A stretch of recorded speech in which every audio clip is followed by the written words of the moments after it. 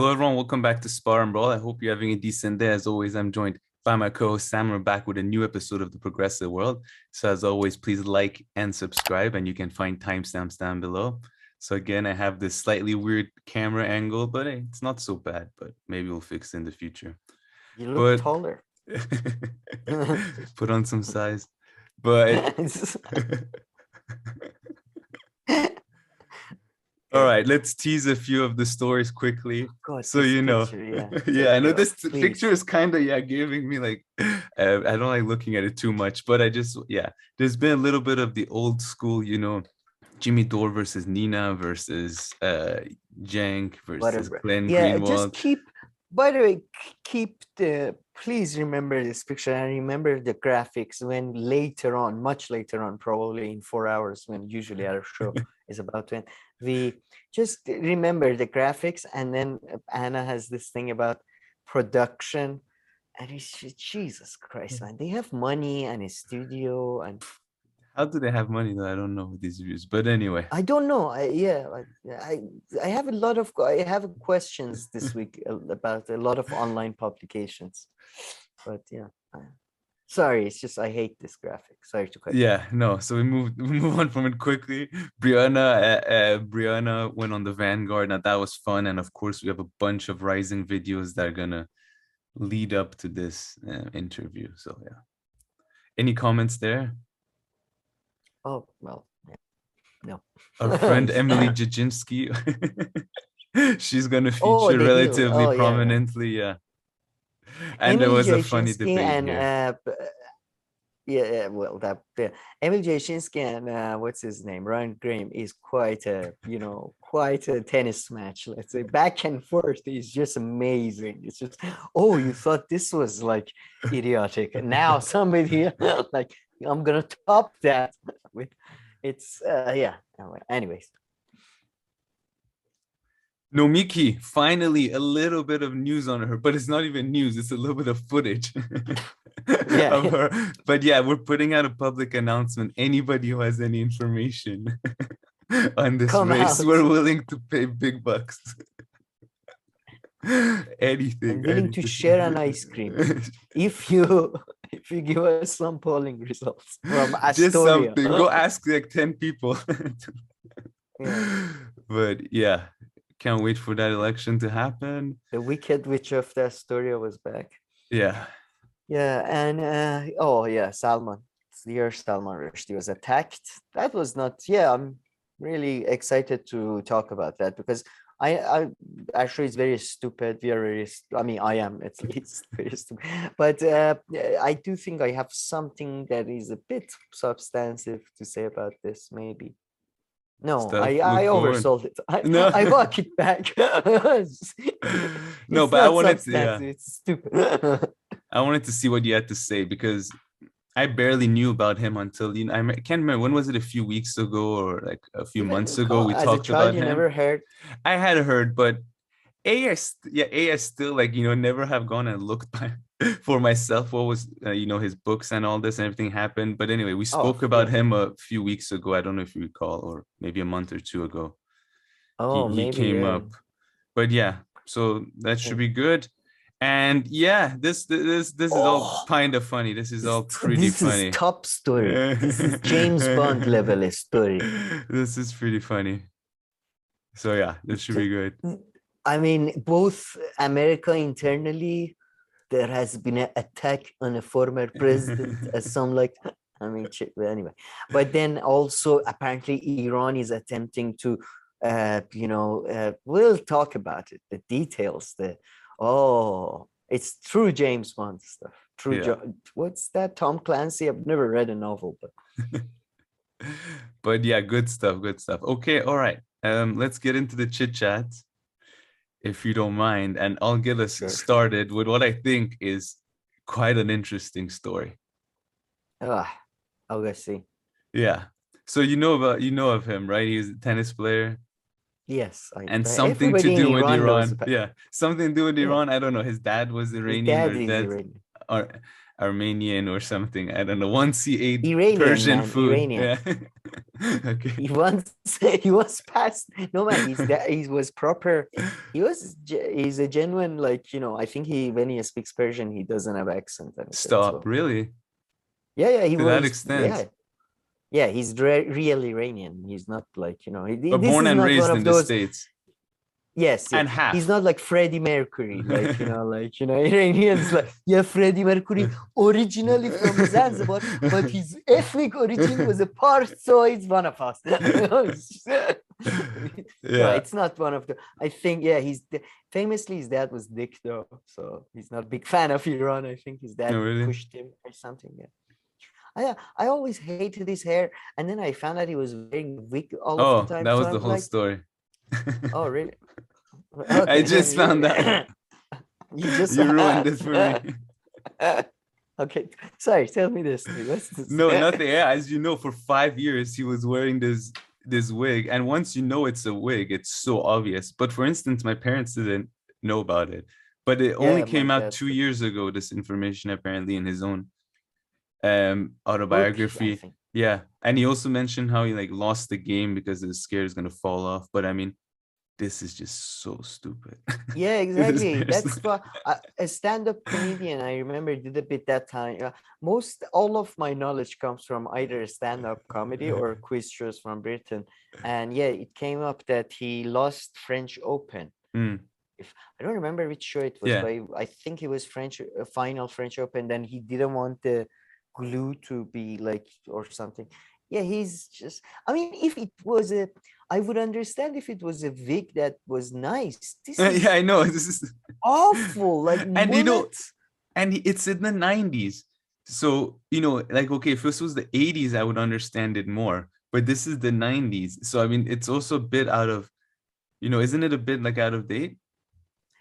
I would say so, but I've seen movies from 90s that, yeah, I would say at least by 90s the the Yeah. I hairstyles mean, were better. Even clothing was still shit, but no, if it was like again, yeah, if it was a very nice wig, I understand. But this, like, really, yeah. Yeah, this is in the first half of 90s. Yeah, I would say it's Jesus Christ. but yeah, okay, all right. Well, that was it. I was quite blown away. I mean, I both hadn't ever seen him like this, so I was actually surprised when I saw him like this, and then I read the story immediately. Also, I was like, oh, because I always knew him when he was like fully shaved head. Yeah, that's the thing. I remember when I first found out that he was known for his hair. I was like, what hair? Like, No, good one. like, what? Known for Yeah. his hair. Yeah. But there is a famous, also a famous Iranian singer called Agassi from Oh yeah. pre-revolution time, Yeah. and he's also very good. I like him more than this Agassi. Very cheap singer, very. I see. But okay, all right.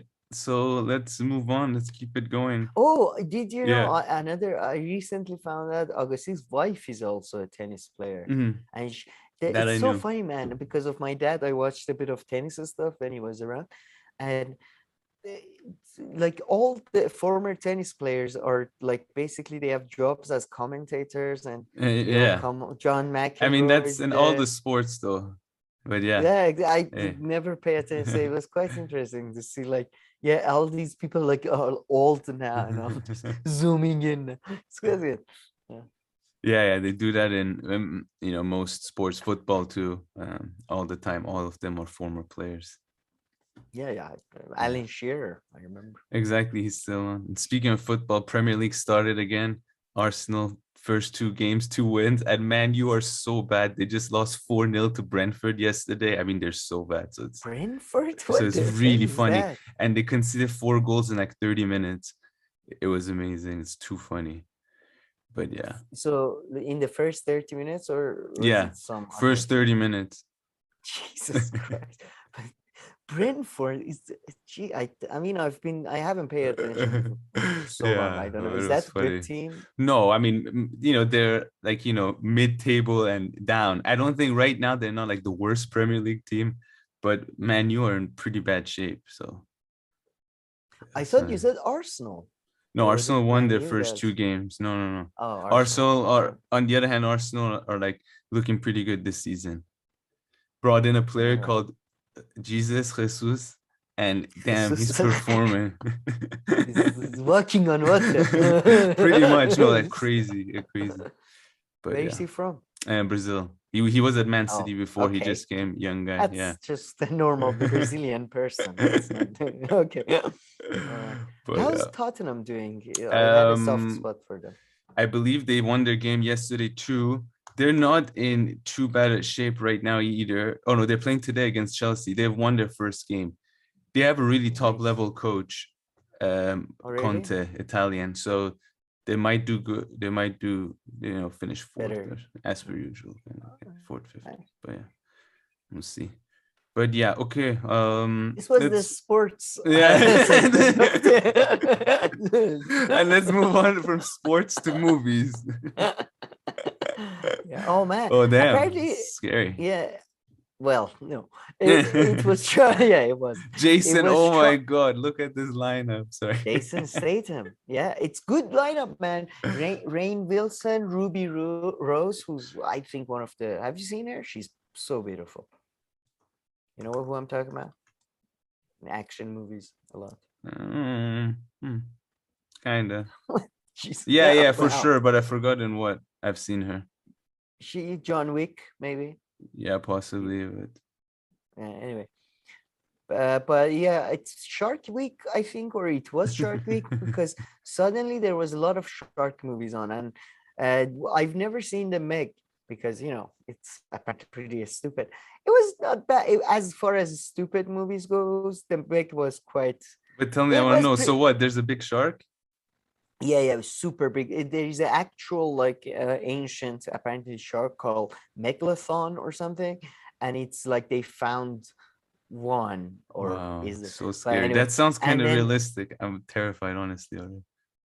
it really I never find shark movies or movies that people go against nature. I find them super boring, but yeah, Jason Statham, he's gonna punch the fucking megalodon. In the like nose. yeah, exactly. It's the most ridiculous movie to have an action star for because I mean he was a diver, I believe, so it kind of makes sense.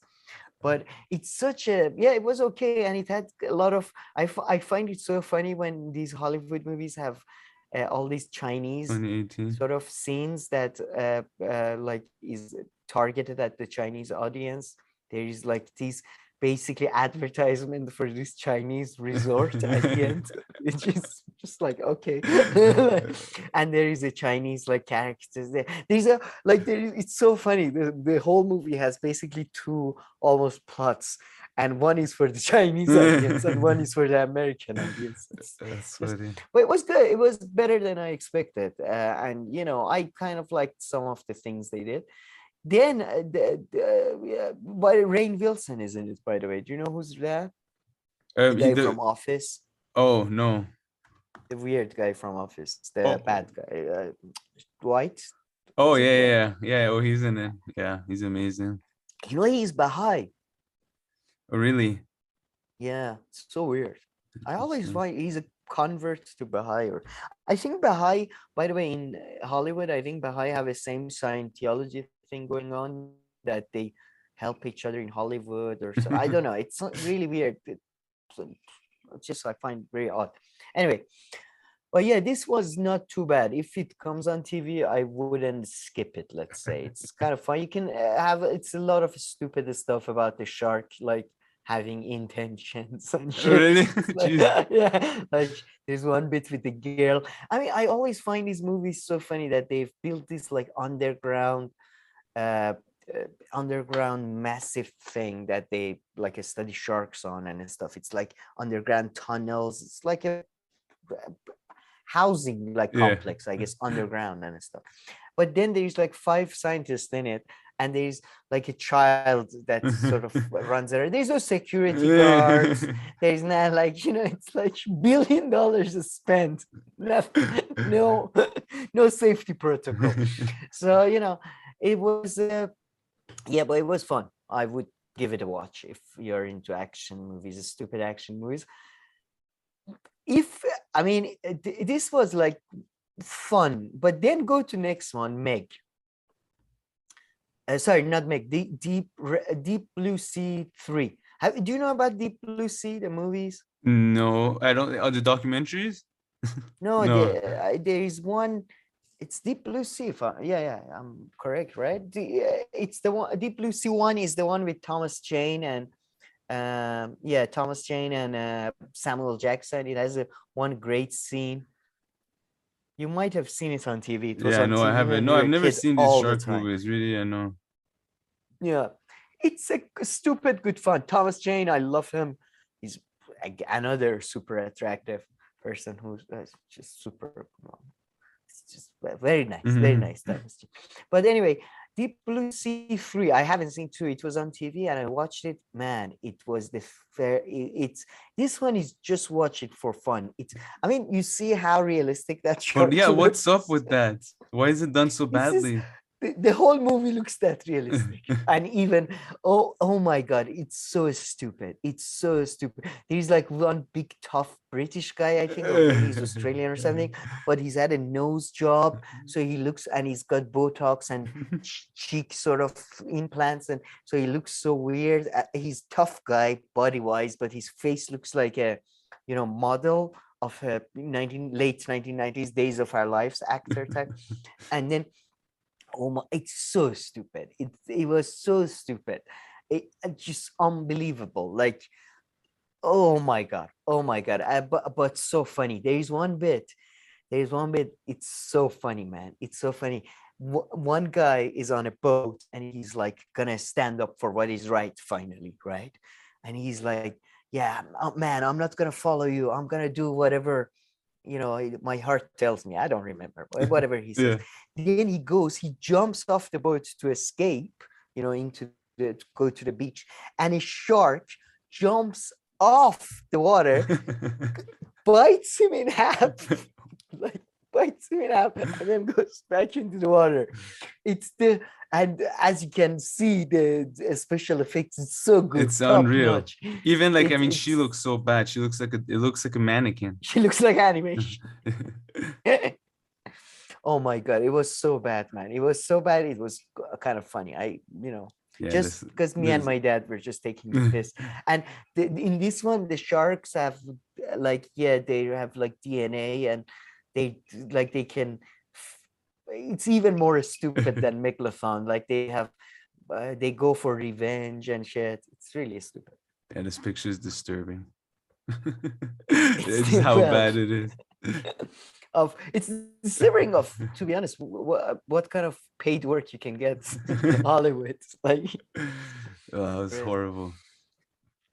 And then I watched this. It was a movie I was kind of saving because it's by Lisa Choi, who is a wife of Jonathan Nolan, who's a Mm. brother of Christopher Nolan. And this is like not about nepotism, guys.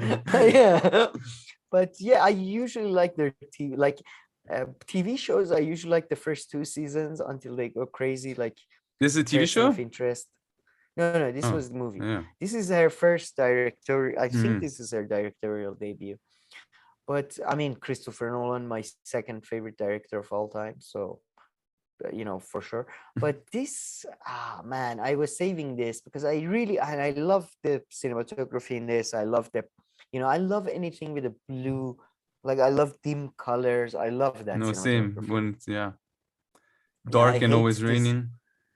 Yeah, I know exactly, and I hate it. But every 2 years, and whenever there is one movie like that, all the critics, all the movies are so colorless now. Why don't you add some color? And stop, not a fan.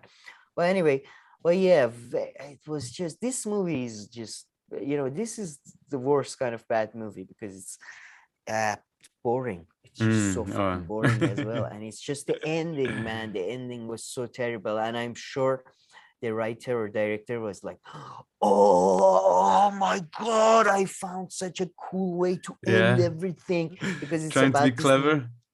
Yeah, exactly. It's new technology that can like record people's memories and sort of replay play them and all that, and then he finds a way to work in that technology at the end, and it's and then I just love, yeah, it's so bad, very disappointing. Even though I loved like all the actors, the production, it's very disappointing. I see. So yeah, you weren't happy with it. No, Disappointing. very, yeah. And this is the French poster. Is it? Did I Yeah. send you a French poster? All right.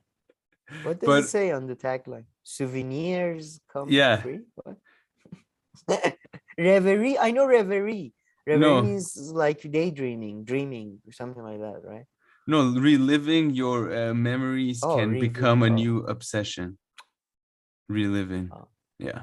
all right. But okay, now definitely gonna pass to something French. entertaining though. Are you ready for that? Sure, yes. So what the Ready. hell is this? Let's play it first. I think No, let's give our I audience no, I more think a of little bit chance. of explanation. Okay, first there is the Iranian or the not Iranian. Well, it is really Iranian, but it's Islamic thing that Imam Hussein died about 1,300 years ago. It's the big Shia tradition. I'm sure most of our viewers know that they self-flagellate. They hit themselves on the chest and wear black, and it's about him being defeated by the forces of Yazid. And him and his followers together, they were 72 and they were bigger. It's the equivalent of sort of a Jesus story in Christianity. It's kind of like a passion play, ceremony, mourning, all of that. And it's kind of like carnival all around Tehran and Europe. So that's. And so this Instagram video about it, which I can't even tell what kind of video it is. Am I reading this correctly? It has 12.5 million views. Yeah, but yeah, I'll play the video and then I'll read you what the guy has written as well. So wow, there is a context. All right.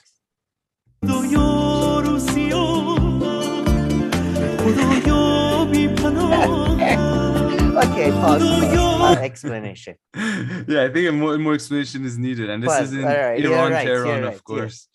So as you see, during these ceremonies, some they usually have tea or cake and stuff, and they offer it to you, and they say it's Nazri. And I don't know what is the Christian term. I forget.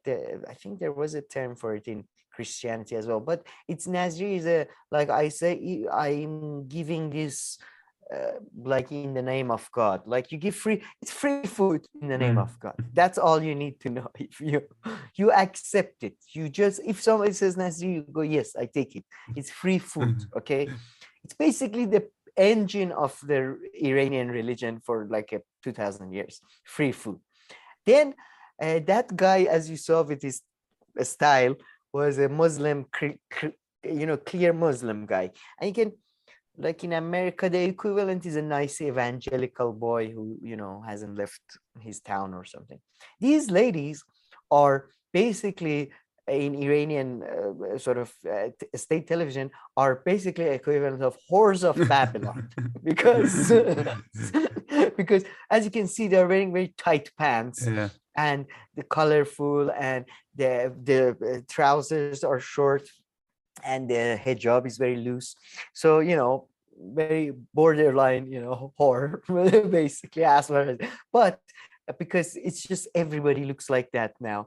It's just they can't fight them with, batons anymore and shit, even though they try sometimes. It's more now they're trying to sort of say that, yeah, look how they're dismissive of tradition. They were so dismissive of, I've never seen this, that somebody just goes like hot that tea. on a tea. Yeah, tea tray. Tea in Iran is basically second only maybe to God in terms of like the respect. Like, I'm not religious. Somebody offers me tea, I thank you very much, I believe in God, but it's tea. You don't refuse. But so unrealistic, but that's the context. That's all right, perfect. Now let's watch the rest. And I managed to read and like slowly the caption. And yeah, it's now I get it. Yeah, I won't say. Yeah. But the thing, by the way, they're walking by, you see the metal stuff. That's a pretty cool thing. They pick it up during stuff. All the strong men pick it up in front, Mm. and it's kind of like a military thing. It's pretty cool. Not that much. دل من حسرت دیدارش داره میخوام راهی بشم اگه این دل شور بزاره Pause. Go back No. and pause, please. Go back slightly. I want to point something out. Yes. No. That was it. No, go when she's on the floor. So at this point, we believe, I'm not sure, but the assumption is that God being pissed off about the whole tea incident, like you don't treat tea like that, it's, so God has stricken her, I don't know, with corona, with immediate corona or something, so she's died, but or dying, I don't know at this point. I love that she's been decapitated, whatever it is. She's fainted, she's on the floor. The iPhone does not, she does not let go of the iPhone. The iPhone will not fucking leave. I will go to my grave with this iPhone. So that's very realistic depiction of average Iranian youth. So that's good. اگه این دل شور بزاره ببین خسته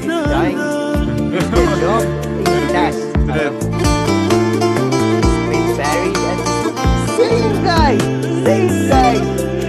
The same fucking train.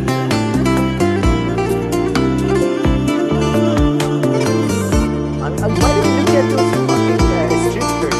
Yeah, exactly. Exactly. Nice. Who wears those?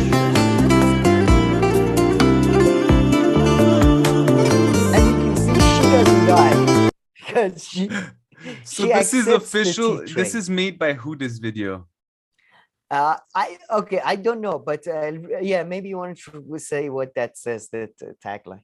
Yeah, it's saying only when you have problems do you become a Muslim, do you become religious. Only when we, no, it's a joke, basically. Only whenever after you face there's a problem, suddenly you will become religious. Yeah, it's Ashura, because of hypocrisy of the Iranian people. It's a big fun on Instagram. You can see a lot of funny. But who made this video? This video was made by these idiots. Okay. No, this guy is reposting it. He's being funny. I don't know. Yeah, I mean, this guy's name is Reza Clown. Wow, he's got 73,000. Jesus Christ, man! If we were working on Instagram, Iranian market would be open to us. Yeah, I mean, Instagram is half fake though. Oh, actually, wait. Go back to his page. But anyway, there were these videos made. It seems in support of Ashura and people going. They go down. I want to see if there's a video with that. If I can find it, that would be the best video ever. No, can't. Anyway, but I believe they were made by people trying to promote like religiosity or Ashura thing. But there is another one, and it's in an exact same setting. I tried to look it up for you people, but I couldn't find it. But I saw it was so funny, and it led to a response from the government. There is a lady, just like the lady who destroyed the trader with the teas, and she's having her brother or her husband on a wheelchair, and they stand by one of these places where they give the tea and stuff, and then she's looking at her iPhone and drinking tea. She's got the tea, and then the guy on the wheelchair is slowly just oh my god. He gets cured. He starts moving towards the mosque or something. Oh my god, it's so funny. Man, and in that video it's also fascinating because then the lady who's looking at her phone and has the tea in her hand, right? She looks and then she's surprised, and then she drops the tea. The mobile phone stays in her hand. She goes down. The tea is broken. The mobile is still in her hand. She's shocked, but not shocked enough to drop the let go of the phone. What's up with that? But then government came out and said basically that this is promotion of superstitious and you shouldn't do that and stuff, because Iranian government has a very, it's got a very strange relationship with you don't, not that superstitious, okay, that's illegal superstitious. So yeah, they didn't approve, but it was by Yeah, some, I sounds guess, ridiculous. pro like religious groups, I don't know. There Okay. are all these groups that are anti-hijab now, but are pro-religious. They made all these videos that show that there is a lady with a full hijab, but she's so like mean. She does like, she gets food from because Nazri and all these type of food is mostly supposed to be for poor people who can't eat. She gets so many foods from Nazri, doesn't give it to poor people. But then you see a lady coming in with like Ray-Ban glasses and like pink shawl, and she's like, my boy, come here, have some food. I'm going to cry for Imam Hussein. It's just, it's very schizophrenic. Ashura times is a highly schizophrenic time in Iran. Interesting. But yeah. And so, yeah, this was last week, right? Ashura time. Yeah, exactly. So yeah, it was last week. Yeah. But okay, all right. I think this is a good segue to our next story about Salman Rushdie. So yes. let's get the real party started, and yeah, let's move on to that. All right, Sam, as everybody I'm sure is aware, Salman Rushdie got stabbed on stage, if I'm not mistaken, while he was about to give a presentation or a talk. So yeah, we're going to talk about all that, and you want to start off with this documentary. So any context or before we watch this clip? Sure. I thought, okay, yeah, let's give a bit of a context. So Salman Rushdie, famous novelist, he famously wrote this book called Satanic Verses. And they are, it's a, by the way, what do you know about the books or? Nothing. I honestly forgot. I mean, you told me that one time, but I forgot what it is about, like exactly that he says. So yeah. Yeah, well, Satanic Verses, I read it, by the way, and I was very disappointed. I was a kid and I read it just because it was a controversial book and it barely had anything to do with Satanic Verses. Like I thought it's gonna be a book about magic and Satan's, like a satanic Quran or something. It's not, but I'm not a big fan. It's magical realism and all that, and I have some things I want to read to you from the Goodreads. But anyways, his book became a major controversy because Iranian leader Khomeini issued a fatwa against him, saying that he should be killed because the book mocks Islam. Because in passing, or like is at the heart of it, or what? No, it's fucking, I don't know. It's and so I read it, okay, and it doesn't mock. Got to. No, it's got, look, it's got these dream sequences in which the main character dreams about different events in history, not in history or in past or whatever. And then there is one that there are prostitutes that, to attract Muslim men, adopt the names of Prophet Muhammad's wives. So the prostitutes name themselves after Prophet Muhammad's wives. And there's another dream sequence about a mad imam who is a clear allegory to basically Khomeini. I see. Yeah, I mean, it's pretty clear. Yeah, I think so. But it's pretty, yeah. I mean, I'm not a big fan of his work. I'm not a big fan of magical realism as a whole. I mean, to be fair, I like his books much better than South American writers, for example. But yeah, it's very, but that was it. Then Khomeini issues the fatwa. Yeah. And then he becomes he has to go in hiding. He has a lot of problems. In the 90s. His first marriage, in the 90s, his first marriage falls apart. And I consider this event in my own fucking version of history, kind of like the Iranian Revolution. This was, and the taking over of the embassy. This was one of those events that broke people's mind. I think this contributed a lot to Christopher Hitchens, a lot of people becoming very anti conservative Muslim. And it did, yeah, it was a very crucial. I think it sort of reflected what's going to happen later on in a I way, see. because Khomeini basically showed that you keep trying to just do this differentiation between politics and culture and all that, and I'm just not going to go with that in a way. I But see. but then it's always framed as a sort of religious nut jobs against somebody who wants to have freedom of speech, and it's an insult, and that because of insult to Prophet Muhammad, this is a book that got banned. And that's I don't agree with that at all. I think it had to do with the geopolitics of the time and internal politics of Iran. And more recently, I've come to a conclusion, and frankly, people being mad and stupid and all that too. So I think it had more to do with that, to be honest. And as a proof, I wanted us to look at this BBC documentary, which is available on YouTube. It's a great documentary about this subject. And I think it highlights what was the real reason behind the issuing of the fatwa. I see. It didn't have to do with him going on that late night show. No, joking. Going on late night? It's because in Curb Your why? Enthusiasm, they have the same plot, and Larry gets a fatwa. I haven't seen the latest season. No, it's season 9. It's the whole season. He has to go in hiding and all this because he makes fun of Khomeini on Jimmy Kimmel. Oh, really? And yeah, and then they issue a fatwa against him. That's why I laughed when you said fatwa also.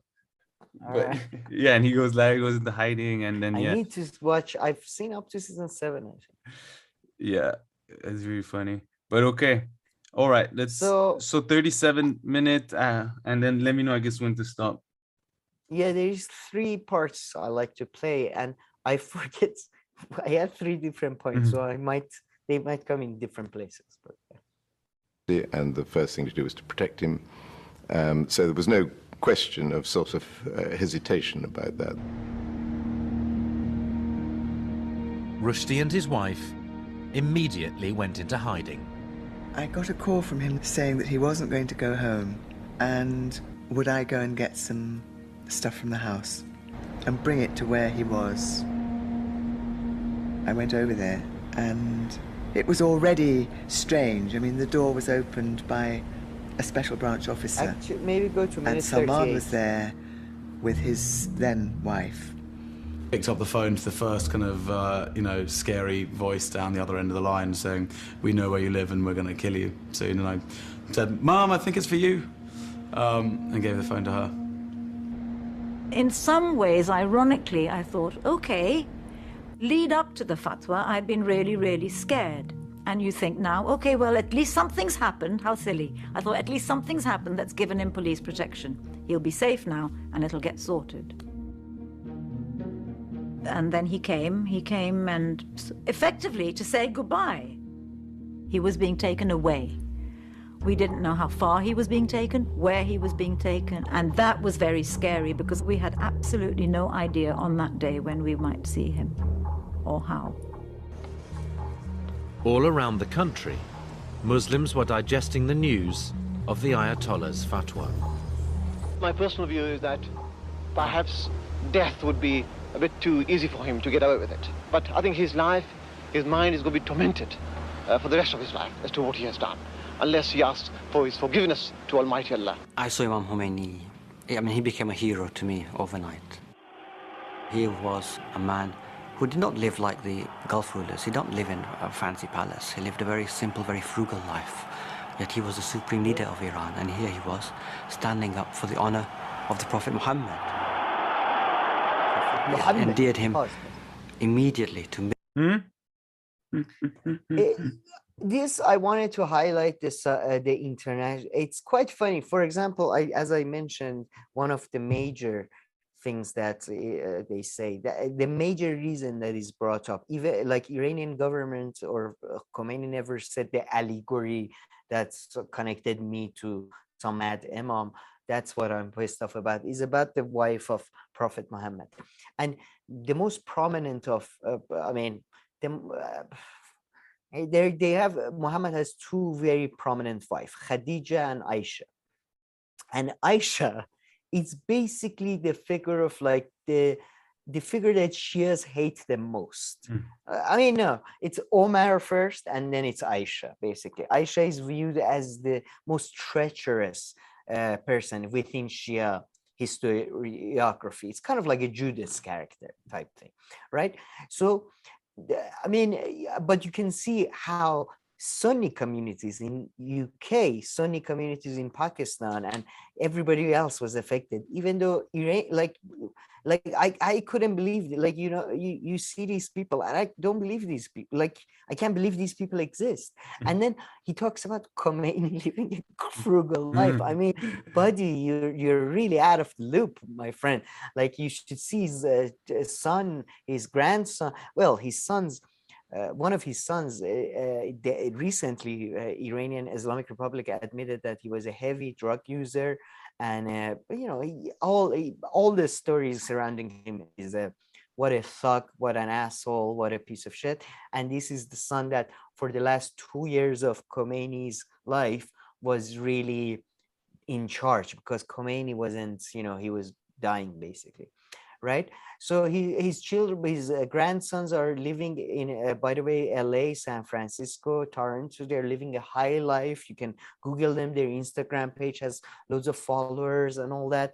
So, you know, just what a fucking these groups, man. Just like I genuinely feel there is. I know it's a, but I do feel like I know it's a stupid thing to say, but why do these people get to live in like Western, like developed, like go back to cave or whatever, you know what I mean? Like these people, like this guy later on talks about how, yeah, our protest movement, you know, we realized there is not going to be any changes to blasphemy laws in the UK. Oh, so basically they wanted to be able to hang people for what they write.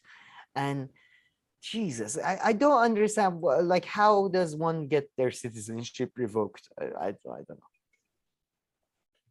But yeah, I see. This was a but yeah, I don't have anything to add. Oh, Really, you know to Yusuf Islam, by the way? I don't think so. Cat Stevens.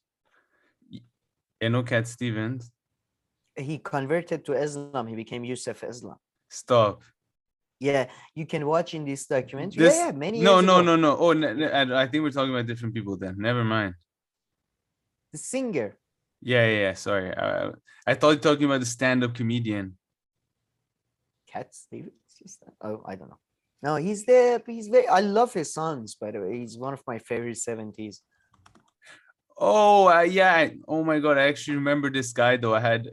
You know his songs. Right? No, I don't know his songs. But hold on, did he become? Did he convert to Islam after, like, you know, he was drowning or something? Yes. Yeah. Idiot. So yeah. Idiot. So that I read because I used to have a private Iranian tutor, and like, you know, she was like, and she really wanted to also, like, she asked my mom, she was like, yeah, can I also just, like, at the end of the class just make him read a little bit the Islam textbook of like 1st and 2nd grade? And my mom went out just to, you know, please her. She was like a very nice young lady. Yeah, sure. So I remember. Iran? Yeah. Wow. Okay. So I remember one of them, like, I remember that it was like, you know, it was like 1st or 2nd grade Islamic book from public school. And, you know, there was like the little story about how he was drowning and then he called for Allah and then saved him. So he converted to Islam. And then, yeah. Well, that's not exactly true. He didn't call for Allah. He got rescued and then went on his journey of reading all the books, and the idiot he was, he came down on Quran, I guess. But yeah, I had no idea he was such a piece of shit. I had no idea. In this documentary, you can see him on a British TV debating, saying that, you know, if they ask him, he says that they should kill Salman Rushdie, and he says, they ask him, so would you go if they were to a protest that they're burning his effigy? And he was like, no, if it was the real thing, maybe I would go, but because it's an effigy, I don't know if I would bother. And Jesus, like, I can't believe like these people exist, man. Like, it's disgusting. It's disgusting. Yeah. And now go to minute 41. Now I want to get to the substantive part more. Yeah, maybe here or a bit further is good. The timing is interesting. I mean, if there was a theological point to make and it was purely theological, you would have... Just a quick... I met Ali Ansari in London. He's one of the greater, more famous and widely read Iranian professors of history. He's fucking fantastic. Very cool guy too. He's really, like, for a professor, he was one of those cool professors, not bookish type. It was almost intimidating because he was like, chatting up people and all that. He was very cool, very nice. Made it much earlier. You also have to say, why was it this particular book? Back. There were many other... Further back? Just because to hear him... thrown. Maybe I talked a bit over, sorry. I mean, if there was a theological point to make and it was purely theological, you would have made it much earlier. Much earlier. You also have to say, why was it this particular book? There were many other insults that have been thrown at Islam which have not received this sort of treatment. And that cannot be understood outside the political maneuverings that were going on in Iran at the time. The hardliners in the Iranian government had been trying to block the recent rapprochement with Britain. It's clear that a number of people among the more hardline elements within the regime had decided to draw his attention to the book. It was a way in which Ayatollah Khomeini could keep some of the more hardline elements within the country happy. And it also had the effect, of course, of diverting some of the attention away from domestic difficulties and turning this into a sort of an international incident that the Iranians could focus on.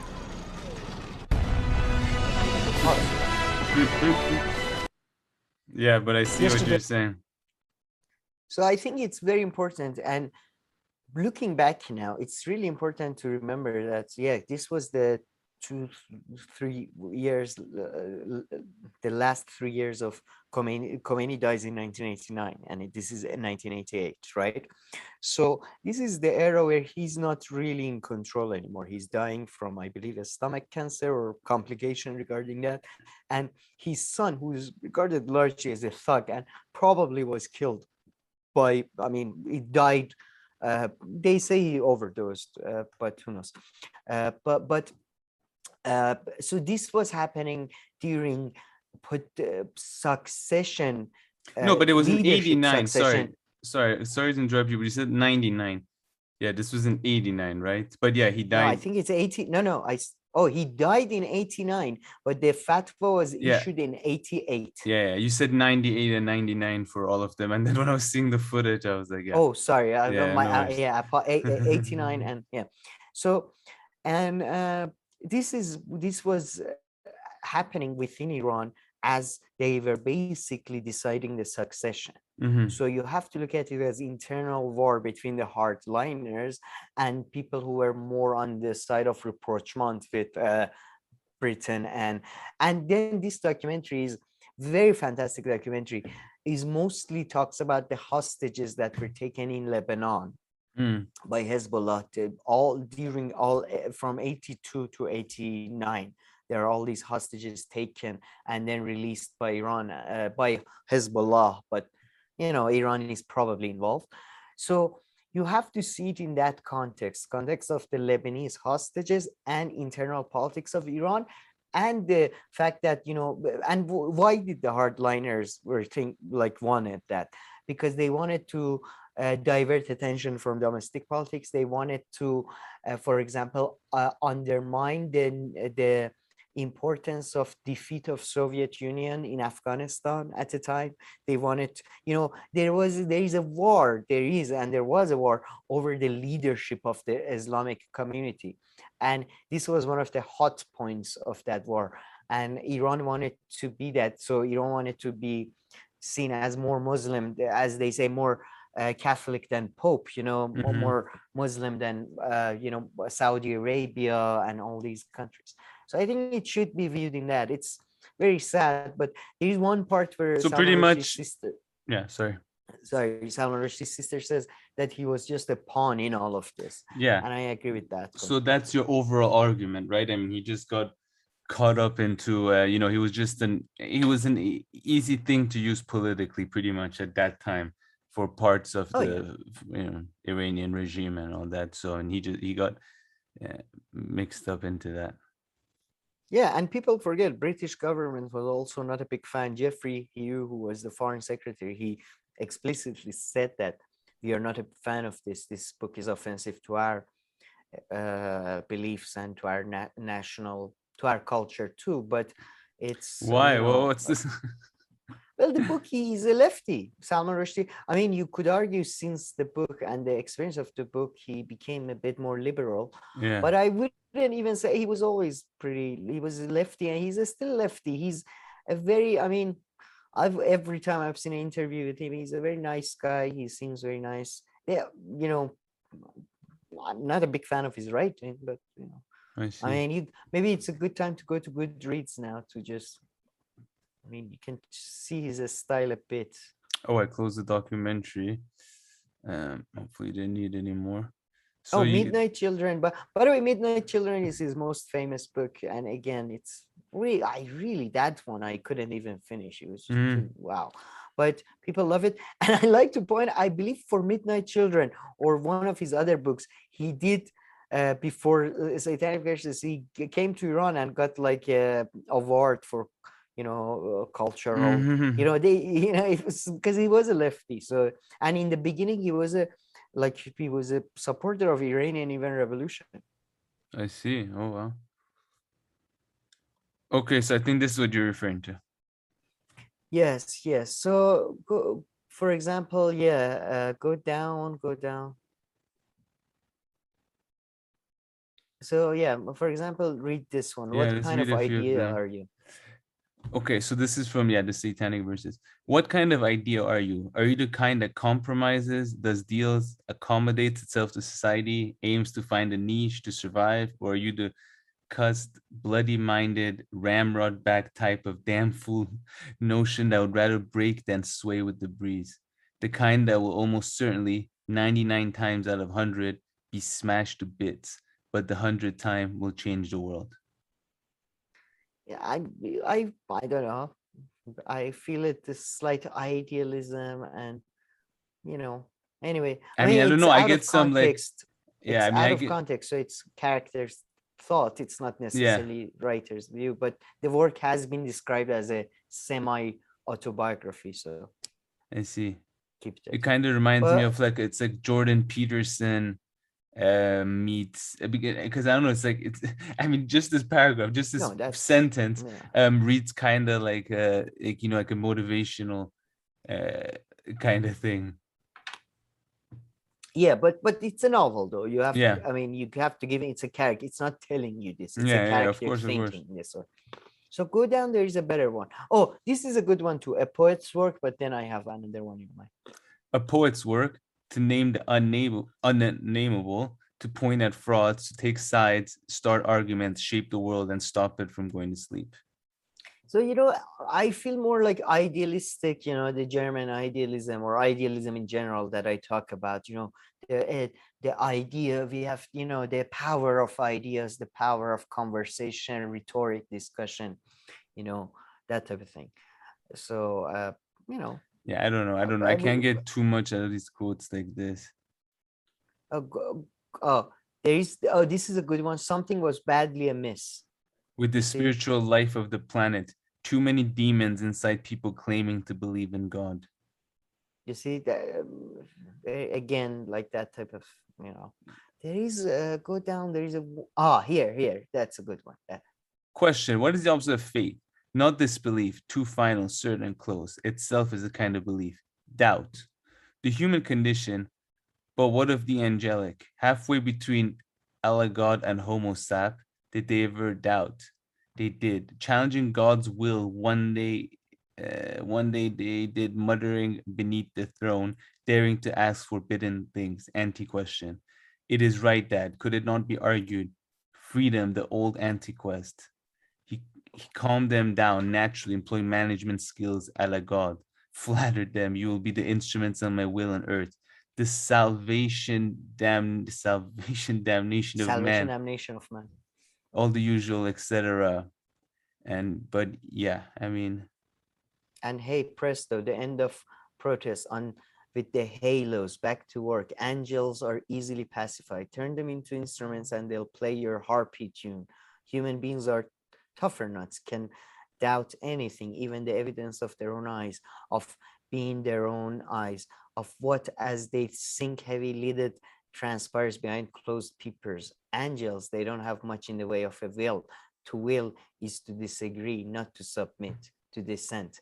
So this is, by the way, this highlights the difference between Christian and Islamic thought, because angels in Islamic thoughts are not, they don't have free will. They're like robots, you know, like Satan is not an angel, fallen angel. Satan is a demon, is a completely different being, right? But anyway, but you see what I mean? Like, I remember reading the book. I was a kid then, but I was so disappointed because I expected all these magical like fights and stuff, and then I got this, you know, just some philosophical musings about. Oh, but this what one. would a kid understand that like from this? Like, how could you understand this as a kid? Yeah, I know. Fair enough. No, that's go up a bit. Just the this one. Go up. Yeah, this like this one really got me. Go like, ahead. Oh my god, I hate your writing. Everest silences you. When you come down, nothing seems worth saying. Nothing at all. You find a nothingness wrapping you up like a sound, non-being. You can't keep up, of course. The word rushes in soon enough. What shuts you up is, I think, the sight you've had of perfection. Why speak if you can't manage perfect thoughts, perfect sentences? It feels like a betrayal of what you've been through, but it fades. You accept that certain compromises, closures are required if you're to continue. It's look, I've never had these feelings. Like, you know, people tell me like, oh, we went to Rome, we went to London. I've been to many of these places. I never have these feelings. In fact, the overwhelming feeling whenever I faced with something that was built up in culture as a, you know, a cultural site has always been disappointment, has always been the griminess, has always, oh shit, this is really bad. Is like, you know, this is much less than I thought. Yeah. You know, and everybody, most people who I respect say the same thing. Like most people who I respect and have gone to Washington tell me that like White House and the building of Congress is really not that like this idealism, this romanticism, I don't know, it's one of my least favorite, although I would say I prefer him to South American writers whom Jesus Christ, who's the famous guy with short stories? I don't know if it's Gabriel Garcia Marquez or the other one. I don't know, there's two, I always mix them up, so fuck it. But yeah, it's very meh. Just I feel like Salman Rushdie got like he got a career boots. I mean, I don't know. Yeah, and well, hopefully he's gonna be okay. Hopefully. Yeah, he's talking. He's good. They took him off ventilators today. Yeah. So yeah, whatever. Yeah.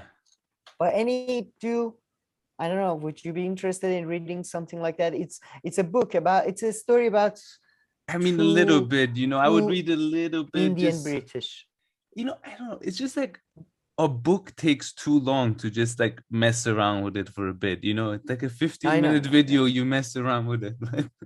A book takes time. So, I mean, I would read it a bit, but for like all the opposite reasons. Like to see his writing because I'm interested in that, and a little bit the ideas, but I wouldn't touch it more than like for 2 15-20-minute sessions, you know. Yeah. I'm just, you might have a slightly different, and I doubt it, but you might. I'm just, because his book is very much like a book of somebody who's stuck between two worlds of like Britain and India, you know, and because he's a Muslim Indian, actually, I would say there is quite a lot of, you know, Muslim Indians in many ways reflect Iranian higher classes because, you know, they had a somewhat similar relationship with the British ruling class. So there is a bit of, you know, that this, maybe you get it more than I do. I don't know. But it's, I mean, I don't think you're very much into this type of. And yeah, and magic or anything like that, I don't know, or like, you know, it's not magic, supernatural it's or magic. things. it's magical. I mean, if done well, I like magical. Like, Yeah, I what's know, his but name? The guy who did Magnolia, the movie. Or he's one of my favorite. Thomas. God damn it, the guy. The move Blood. What There Will Be Blood movie. okay. What's his name? Thomas. God damn it, he's one of the greatest directors working now. But anyway, like it can be done good, but what's his name? Paul Thomas Anderson. Yeah. Paul Thomas Anderson. Yeah, but Magnolia, for example, I think is a really interesting one. But yeah, I'm generally speaking, no, I can't put up with the fucking pontification, frankly. Like, oh yeah, and then I thought, can I do justice to a mountain that is greener than a green I can describe, than a earth that is more complex than a, oh fuck off. You just, if you can't, just shut the fuck up then. Just let other people who can describe. Anyway, sorry. Yeah, no, I see. But okay, yeah, any final words on him? No, but I would say, oh, I have a theory as well. I think this, I'm gonna go full conspiracy theory. I think this attack, and then we're gonna talk about later on John Bolton and stuff. I think these may be actually hidden hands behind it, frankly, because I mean, find it so those are strange some that of like just- the conspiracies, I guess, or yeah, floating around this whole thing. And you're referring to the Oh, nuclear have you deal heard it as from- well? Huh? And you're referring to the Iran deal as well, like that whole thing? Yeah, exactly. Yeah. Because last couple of days there was suddenly such Yeah. a positive. Well, Suddenly, no, like my everybody. dad is here, right? So I have You one have of my some ears insight. in Iran right now. I have reporting from the ground coming here. Yeah, and reaching. Sam, my guy, telling me Price of milk is going up tonight. Go buy some. it seems very odd. The timing seems very. I mean, the John Bolton, Mike Pompeo thing, 100% is a FBI or CIA or whatever. 100%. But like, I'm So, pretty much 100%. that was a on jank that. 100% Like, for me. That's jank. That's a jank 100%. 100%. My book will be out by tomorrow. No, but I'm sorry. What is that thing they use in legal? The preponderance of the evidence, or whatever Yeah. that is. The weight of the evidence is just overwhelming. This one seems way more random, but at the same time, the guy seems like a mental asshole. So somebody went to him, talked to him. You know what I mean? It's not that Yeah. hard. I don't know. It just seems very weird. The timing, very odd.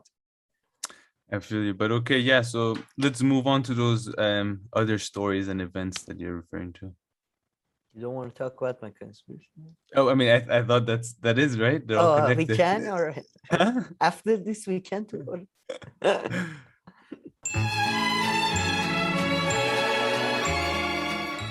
All right, Sam. So let's move on to a few other news stories that are closely related to our previous story. Maybe this one a little bit less, but hey, it falls in under that whole conspiracy banner and everything. So yeah, actually, this all like wrapped up about 2 weeks ago. But last week when we did our show, we didn't really touch on Alex Jones either, although it had already been a few days and a week where the settlement and all that was almost finished, if I'm not mistaken. Like the trial. Yeah, last week I got very, very drunk during our show, so we didn't manage to. Yeah, it was. Yeah, but yeah, man, it was quite a fun. I didn't like. Oh yeah, and this is even an old article. Yeah, sorry. Yeah, I didn't get the whole thing, the whole like defamation thing. I didn't get if he's definitely guilty or not, because no, he is. And now that I think about it, we did actually talk about it. We talked about it in the context of Kyle Kalinske and the two dumbest guests he had, but we didn't get into it too much. All right, but yeah, because I got drunk. But yeah, so it was. No, I mean he has to pay. It was all about how much. No, he was found guilty. Yeah. But no, I meant as my personal opinion. If he's like, my personal opinion is more important than what court decides. So tell me. So this is the final amount. Is that what they've reached, or no? I thought it was less than this. No, I think it's the final. No, this is pounds. Maybe that's all. This is dollar. I don't. Anyway, but Oh yeah! then Wow! Kim, Wow! but then Kim did a segment saying that he's not gonna pay a dime because he has insurance. And I don't know. It's very confusing, but it's a interesting. Like, I don't think there's a case of madness so well recorded during history of man. And the guy is, I don't know if he's cynic, like, if he's pretending to be mad, or if I think he's pretended to be mad for so long that he's just mad now. And there were some great parts in the court. Yeah. There was one that basically turned out the lawyer of Alex Jones sent all his text messages for 2 years by accident to the other lawyer. Yeah, I heard about which that. is, that's really stupid. And then there is one part, man, where they ask him about his pills. Yeah. And he does this whole fucking advertisement of his pills. He's like, yeah, our pills are not FDA approved because they do not require FDA. They're best there by this Japanese lab in the, it's the best top of the line. And he's like, he's doing the advertisement during the court trial. And man, they played videos of him from like 4 years ago, whenever Sandy Hook was, I don't know. Jesus Christ, he's been like, man, he looked like he was, he looked like oval like that. He was oval shaped, his face was like that. And it looked like the face was just turned sideways. It was just, he was so much fatter. Yeah, true. Your face could get so fat. And I must say, the main thing, look, this is him. Oh, look, the one on the second row, third one, right here. Yeah, that one. That was him talking on TV. And then go to the bearded one up on the first row. This one. Jesus Christ. And then, man, I don't understand. Kim and there was some other person, I forget who. I think maybe it was Jackson Hinkle, which we're going to talk about hopefully later. They kept saying, they are attacking, people like Julian Assange, Alex Jones. So, like, I swear to God, man, it's not the same. It's not the same. Yeah. I'm sorry, but what the fuck? Like, he's not the same as Julian Assange. He didn't ever, like, everybody knew what is his biggest fucking claim to like knowing about this stuff is the Grove part. What's that party? I told you about it one time. I want to say Hellman's Grove, but Hellman is a region in Afghanistan. I'm mixing shit. But it's the San Francisco thing where he actually went and has video footage of. He went to one of these fucking elite psycho parties, sex parties. Like, keep what's his name? Joe Rogan is like, oh, he was talking about Jeffrey Epstein before everyone. No, he wasn't. There was like articles published on Jeffrey Epstein. So the idea that this fucking hack is anything, and no, for sure. And all those don't even necessarily mean that, he should be banned from social media X, Y, and Z. But also on the other side, don't do the opposite as well by like making him be someone who he's not, No, I don't think he should be banned from anything, to be honest. Because that's old. Yeah, I rather have these fucking nut jobs in public just so authorities know where they are. Yeah, man. If I remember correctly, like TYT was so relatively sane back then when he got the ban that either Cenk or Anna were kind of like, is this ban really deserved? Should be getting this ban? And like, if then they're gonna also like ban other people off social media and all that. So because it was a while ago, he got like banned from social media like 4 years ago, if I'm not mistaken. Yeah. I mean, I don't remember, but it's. I mean.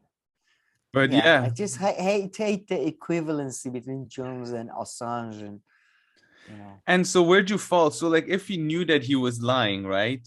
And and like on purpose, he knew so he knew he was lying. Like he didn't think that he was telling the truth. So if he knew he was lying and he was saying it, and then the parents, I guess, like, got attacked and had to change their homes or like these kind of things. So, they faced, they faced some damages. I guess you would just have to link those happening because of this. And apparently in those cases, it doesn't need to be as strong, just like a 50% idea that, this could have led, then it makes sense for, the trial to have gone the way it did. What do you think? What do you make of it? So I don't think it kind of, in a way, I still, unless you say, does it make you think of the Johnny Depp? Yeah, that's what's, and I was thinking, even in that case, defamation.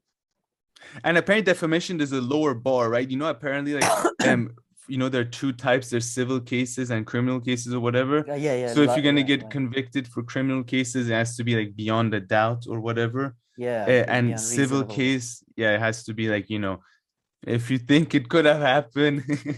It's not joking, I'm exaggerating a bit, but something along those lines. So yeah, I mean, it's a crazy one, huh? Like, I mean, like, look, some things are so much easier to turn into conspiracies, but a school shooting and turning it into that is just it's a funny one. It's not that difficult, to be honest. Considering the things they've the fucking chemicals that turn you gay and all that, but that's harder to disprove though. Yeah, hard. But I must say, I have. Yeah, no, I don't. I think unless you give somebody's address, location, and tell people go attack them, like the fatwa thingy. Yeah. Unless you do something like that, I don't think you should be held liable for anything. And did he say stuff directly about the parents? Because that could also be defamation, right? If he's that's like, the thing, man. I so I didn't follow the case. It was boring, so I didn't follow too much. But he said different things at different times. He says, like, at some points he implies they're actors and they're lying. At some other points he implies they are like, there's a psyop and they've been part of like this psyop, and it's they're just pawns as well. This is, have you not seen? Nothing happens to this. He just got banned. No, it's like the first day.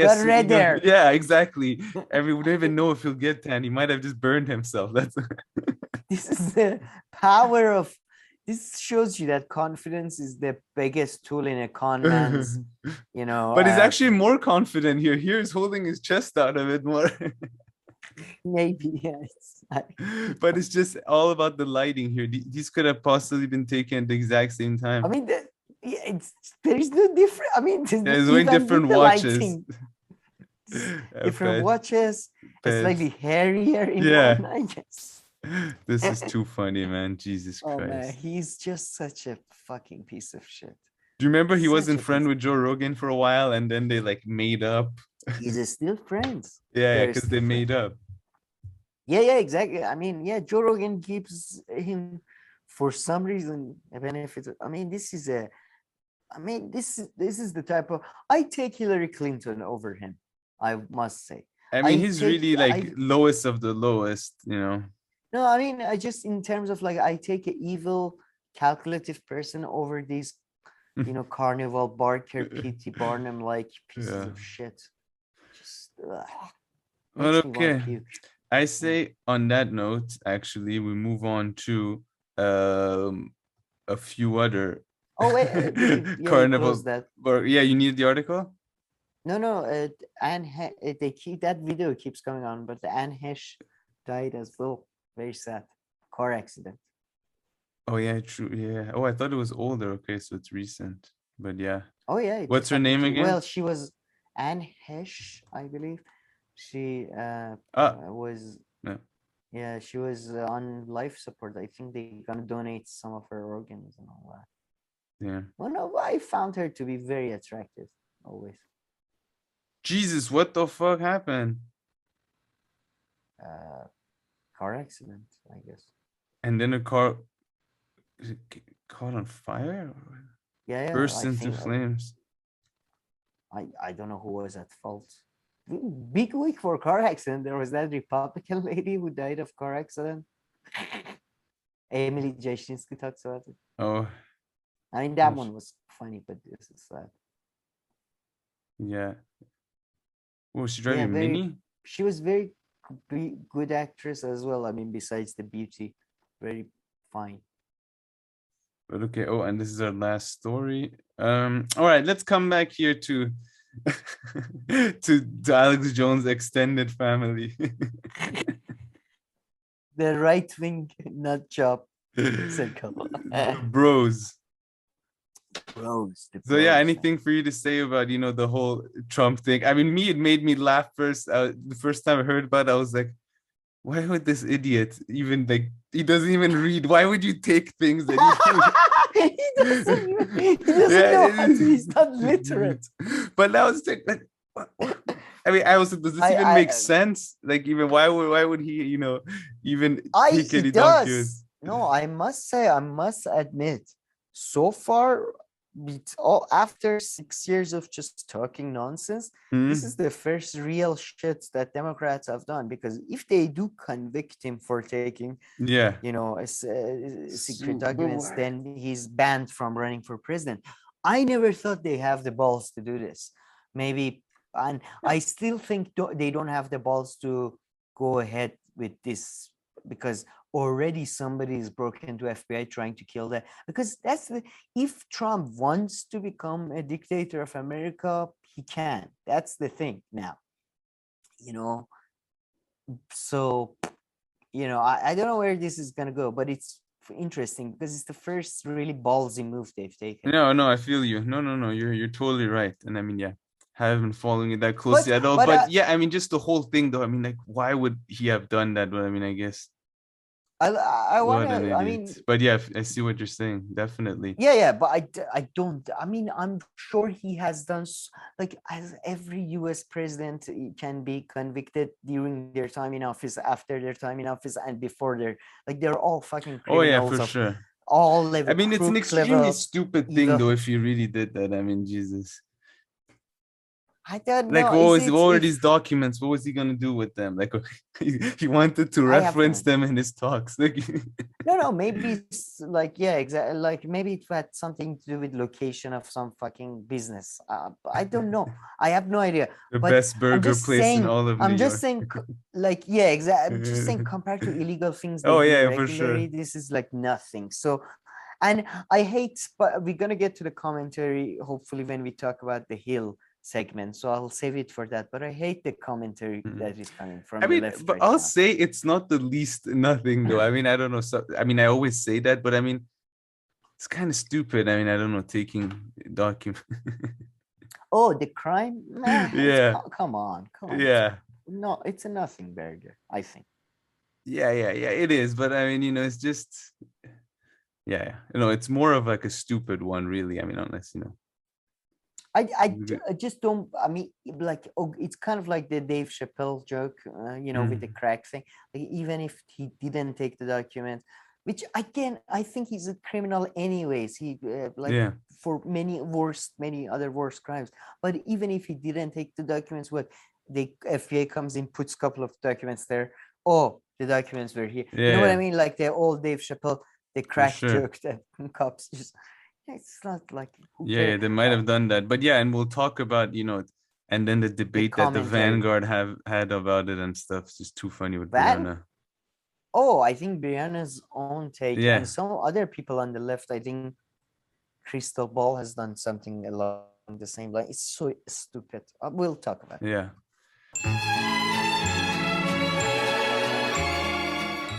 All right, Sam. So let's continue with these stories. So tell me a little bit about this. Alleged Justice Department Iranian operative in plot to assassinate Bolton. So allegedly, Shahram Poursafi conspired between October 2021 and April this year to kill Bolton and Mike Pompeo, apparently. And apparently he offered $300,000 for Bolton and $1 million for Mike Pompeo, which is, if I were Bolton, I would be somewhat offended by it. So bad. But yeah, man, yeah, it does seem like bullshit. Bolton came on TV and said this is equal to an act of war. Oh my, yeah. This is coming from a guy who killed. By the way, Yeah. Bolton right now is nobody. Bolton is a That too. nobody, right? Yeah, remember this. Bolton is like me, just some fucking asshole, right? Yeah, Qasem Soleimani was actually like had a position within the military and Iran, and they blew him to fucking pieces, and that was not an act of war, but threatening this mustachioed piece of shit, this low-level crook is, I guess, I love. He thinks he's some kind of like a serious analyst as well. Like you planned what 6 coups in South America, 7 of them failed. Like you are a loser even by your own fucking standards. So anyway, seriously, but yeah, I think, to be honest, this is probably a CIA, FBI, and I don't think that does necessarily exclude Iran from this plot, because I think there are many deep state actors in Iran that want the negative relations with the US continue. So I genuinely believe there is a sort of there's an alliance among hardcore Iranians and because they know it's not going to lead to an actual war. It's all bullshit. We sell more weapons. We justify repression in Iran because we are fighting imperialism and all that. So I think it could have been like Iran involved as well. But I doubt it's a like sudden, like I doubt it's a headquarters of Iranian government. Maybe elements from it, but I doubt.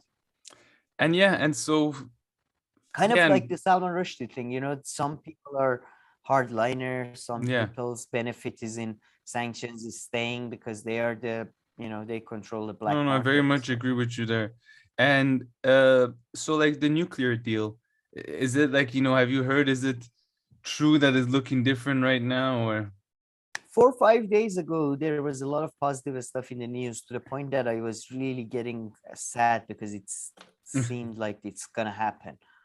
But it's become, since this and Salman Rushdie, it's not in the news cycle, so I haven't heard the latest. But the latest thing was very, it's just like Borrell, I think a spokesperson for EU, is he, or something, IAEA or something. He said like, it's gonna happen within a few days or something.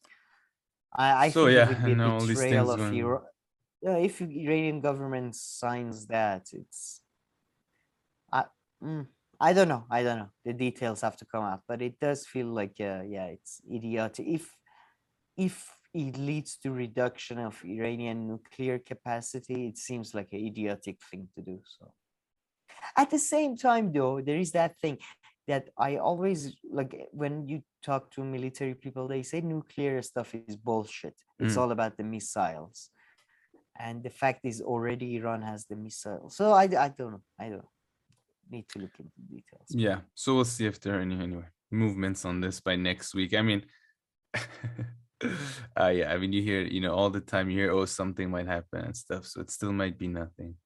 But we should. This one, I admit, is the most serious one. All the most serious officials in Iran and stuff said it. So, it wasn't just reported and all that. No, yeah. But do you want to play maybe this? Okay, what is this all about? This is making the rounds in Iran. As I'm sure a lot of people know, Daily Show is quite popular in Iran. It was since Jon Stewart days. But this has been making the round, and it's quite a funny bit by, I don't know if they will copyright strike us for playing this, but he... Yeah, is it like him? Is it him? Like, is it really him, or is it like... Yeah. Oh. Yeah, maybe don't play it because, But for sure they do. Point, I love the fact that, by the way, he talks about Qasem Soleimani, and he says, for example, the Iranians are saying, it's quite interesting that there is nobody as respected as Qasem Soleimani in America. Like if you kill Pompeo or something, half of America basically is happy about it. Yeah, But I'm I trying to love think like, yeah. that's the thing though. I mean, Trevor Noah is no leftist; he's a liberal. But we're gonna talk about the Grayzone interview with Kim Yeah. and useful idiots talking about China and all that.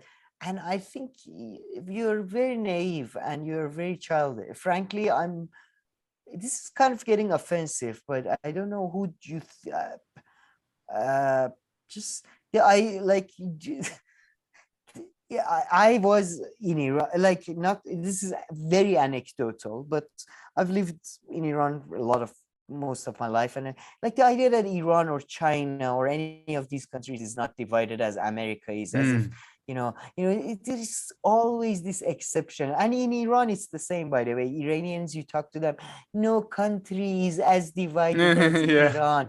No countries, half of them are Muslims, half of them are so secular. Oh, blah blah blah. No, I mean, And every it's the country same. always thinks, their thing is the They're most special thing going on.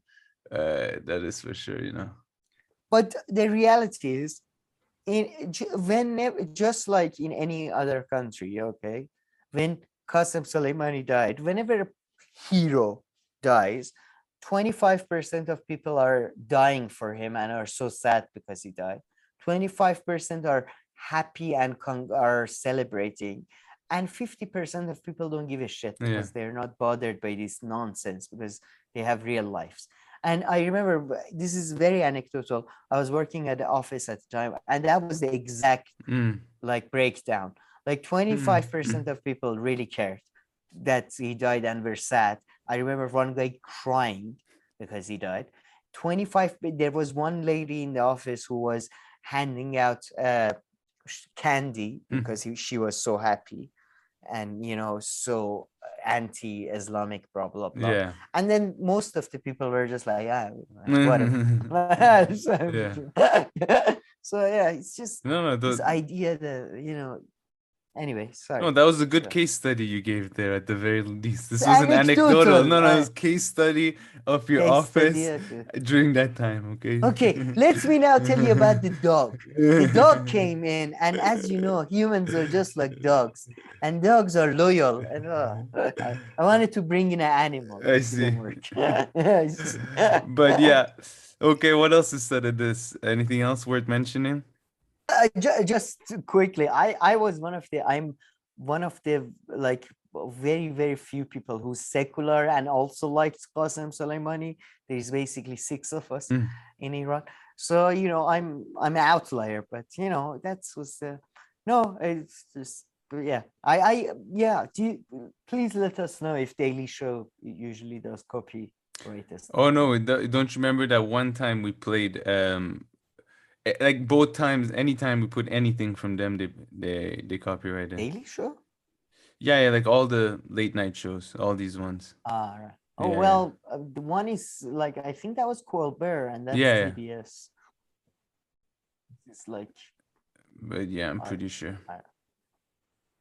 But okay, anything else on this whole part, any concluding on remarks concerning your overall conspiracy theory of these incidents happening now, or I guess there are elements, and I don't even mean top elements, very maybe low level elements within these military industrial complexes. And it's not just military industrial, like in Iran, like because of this, especially black market is not just, like clothing has a black market, how chocolate has a black market, cigarettes have a huge black market, all of that, there are elements that are, would be their economic interests would be upset by potential deal if it's close to be made. So it would make sense. I mean, some things could happen. I think what you're trying to say is that, or what you're saying is that, some things can happen and they can come from part of the government. It doesn't always mean, or like not part of the government, even like some interest, or exactly. like, elements of either government or even not government, but maybe other powerful and what stakeholders. Is the government anyway? Yeah, anyway, exactly right. Like, does it have to come from like, from Biden, or if it comes from this or that, Iran is exactly like the US. They've privatized like most things, and what is government, what is the ex-military, like half of big Iranian companies have ex-Sepah high-ranking commanders on their board. Why? Is that because the command, like, I don't know, military command gives you some insight into, for example, soap production and soap marketing? I mean, come on, like, grow up. And I'm sure it's the same for every country. You know what? It's not like a just. Hey, we're it's how economy is anti-exceptional done on this show. Yes. Yeah. Except Iranian One Empire, tolerating, which is except a Cyrus the handful of Great. topics. Cyrus the Great, don't. He was exceptional.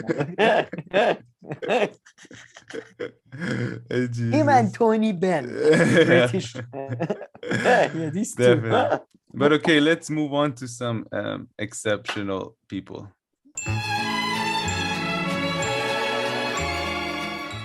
All right, Sam, let's move on to these rising stories, and let's start off with our friend, Emily Jashinsky, and she does a story on this. So Representative Jackie Walorski and 2 staff members killed in Indiana car crash. Did you watch this, Radar? Yes, but it was a few days ago, and yeah, I mean, Emily Jasinski, I think she takes issue with the whole Donald Trump referencing that, she was a Donald Trump supporter and all that, no? I really don't understand what the fuck she's talking about, because she doesn't even, like, she's not one of those people who's shaming you for making fun of this psycho who died, but she, she's not saying that, oh, you should make fun of people after they die, blah, blah, blah, blah, blah, blah.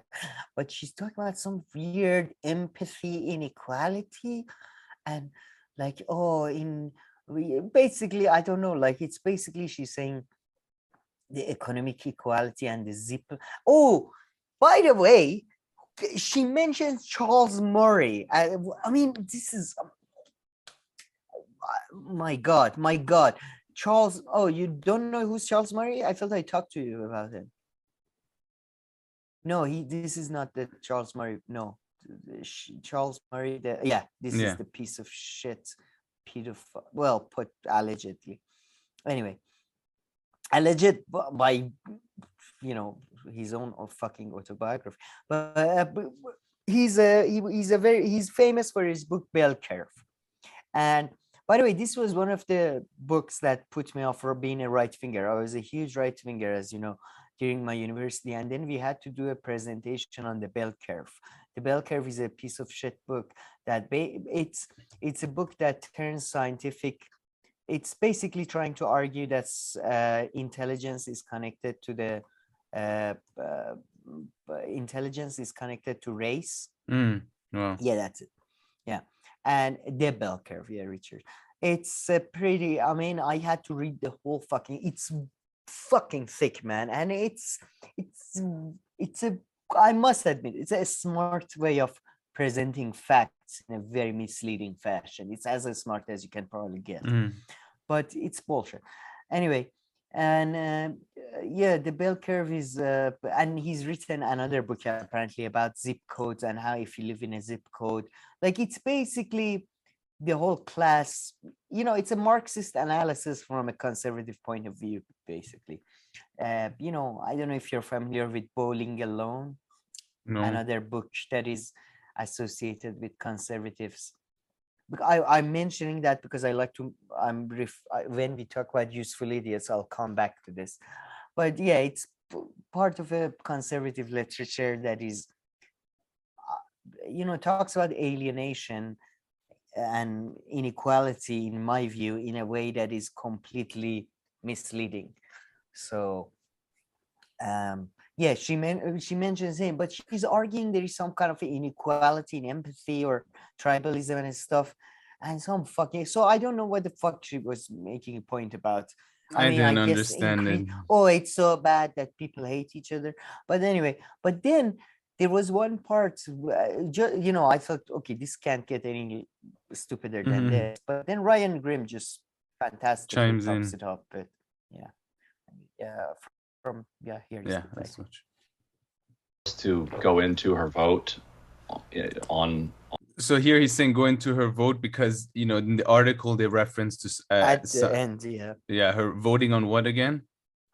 on certifying the elections Yeah. that Biden got elected. He was one of these psycho, like, super Trump supporters. Pretty much the article took, every chance that it could to, reference her connections to Trump. Pretty much, that's it. Or took multiple. Yeah. And, they're discussing that. Okay. On that measure in the memorial, partly because her vote didn't matter. Like she was part of a giant faction of Republicans who I think shamefully and even more shamefully because it happened right. Shamefully. By the way, remember this shamefully. All these most of the people who claim to be leftist and super leftist and have these big. I don't even claim to be a leftist, really. I know I'm just fucking just floating around, but all these people who claim real left ecosystem, right thing, it is surprisingly how interestingly nationalistic in their language, and how this was a shameful act against our republic. Pretty much all of them. Maybe Glenn Greenwald. No, he does too. Actually, he talks about whenever he talks about Constitution and freedom of speech. So yeah, it's quite interesting.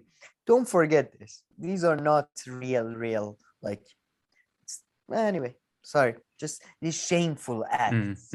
Yeah, I know. Yeah, has he ever said like the shameful act of AOC to vote for the Iron Dome, or just disappointingly she voted for the Iron Dome? Just saying. The sacking of the Capitol, the riot in the Capitol, voted not to certify Biden's. Did you hear that? What did he say? Yeah, I don't get that. The sacking. What? Okay, just listen to it for a second, and then I'll pause. It didn't matter. Like she was part of a giant faction of Republicans who I think shamefully and even more shamefully because it happened right after the sacking of the Capitol, the riot in the Capitol. Voted. Pause. What does that mean, though? The Capitol. Sacking. What does sacking mean? Sacking. Put sacking off. Stop. Sacking off. No. Yeah. Put sacking off. Don't look at the definition. Don't look at look at the definition. Okay, read it. The definition now. The pillaging of a town or city. Okay. Pillaging. Okay. In history, when they say the sacking of Rome. Yeah, the sacking of Baghdad. Put the sacking of Baghdad. Seriously, see if I'm right or not. No, off with one. Of Rome. Did you see? The sacking of Rome was the first thing. Constantinople, Baghdad. Okay. Read about this. The sacking of The siege of Baghdad was a siege that took place in Baghdad in 1258, lasting for 13 days from January 29th, 1258 until February 10th, 1258. Well, it's famously one of the most gruesome, arguably the first siege that biological weapons used. But put sacking of Rome. Put sacking of Rome, or any. Maybe go to the Wikipedia page as well. Just I want to see the number of deaths and all that. Go down. Wikipedia usually has like number of casualties or something on the right side. See, unknown. All right, casual. Unknown. But I'm sorry. Anyways, sacking refers to killing and pillaging of a city, not a bunch of fucking assholes pushing through. Yeah. Yes. Sacking. When you use the term sacking, it doesn't mean one guy died because he fell, or he had a heart attack because they rushed him too quickly. No, but you're absolutely right. Sacking of the Capitol? What the fuck are you guys talking about? You grow the fuck. And by the way, I'm not one of those people who thinks these people who are being handed down like, it's too harsh. I think if you go into a fucking governmental building, you're lucky they don't fucking hang you from a tree, frankly. So but sacking of the Capitol? Yeah. What the goddamn fuck? Can you imagine if these people lived in Iran for one day or anywhere except like Northern Europe? Like every day feels like a fucking war. Jesus Christ. sacking of the Yeah, guy. that and the shameful, just the way he speaks. Shameful passing of it. But Mm. but it was untoward to say that at the go fuck yourself. Like I hate these people so much. At least we are on like sorry. Yeah. And you know what I what a mean? Like I make fun combination. of the guy, the person who died, but I don't go, ooh, shameful act. Jesus Christ. Yeah, sorry. Yeah. But provincial. That's what exactly I mean by provincial mindset, by the way. And what's this one about, this Elizabeth Warren one? Oh, this one, Elizabeth Warren, she wrote a book, or somebody else wrote a book that she says that everybody came up to me, says I would vote for you if you had a penis, which is fucking bullshit. I mean, what a piece. Like Elizabeth, that's the thing. I always hated her more than people. Like, that's the thing. Like people say after Bernie Sanders, our second choice was Elizabeth Warren. The guy, the Starbucks guy, he was a billionaire, but he was so much better than this. You know, man, it's just funny. Elizabeth Warren is just kind of like, it kind of reminds me of the leftist media. I mean, we're like, oh, if there was an alternative leftist media, it would be so good. Well, we're going to talk about it, but look at some of the big ones on YouTube, absolutely crap. And her too, like, oh, if we had, a leftist progressive politician, be so good. But I mean, she's like left on like one topic. 70s. Yeah. She like accidentally said one leftist thing, and then she just like got branded that and decided to go with it. And just such a disappointment. And every time you hear from her, I mean, it's something stupid and disappointing like this. I mean, it shouldn't be disappointing by now. I mean, Elizabeth Warren is like as irrelevant, really. I wish she was even more irrelevant, and we don't hear about people like her. People like her are like, again, Trump, George Bushes of the worst, are probably worst human beings, right? But they are, at least there is something real about them. There is something concrete. These motherfuckers is just a slimy piece of shit. And I mean, Trump is too, but at least there is a transparency about his slimy. Yeah, for sure. I mean, she really trued her colors. Yeah. The election. So she really showed Bernie Sanders. Yeah. But and I guess continues. But go ahead. Sorry. Yeah, and then you have this weird video, and I agree with the thing, but then Emily Jashinsky is just doing this weird defense of voters.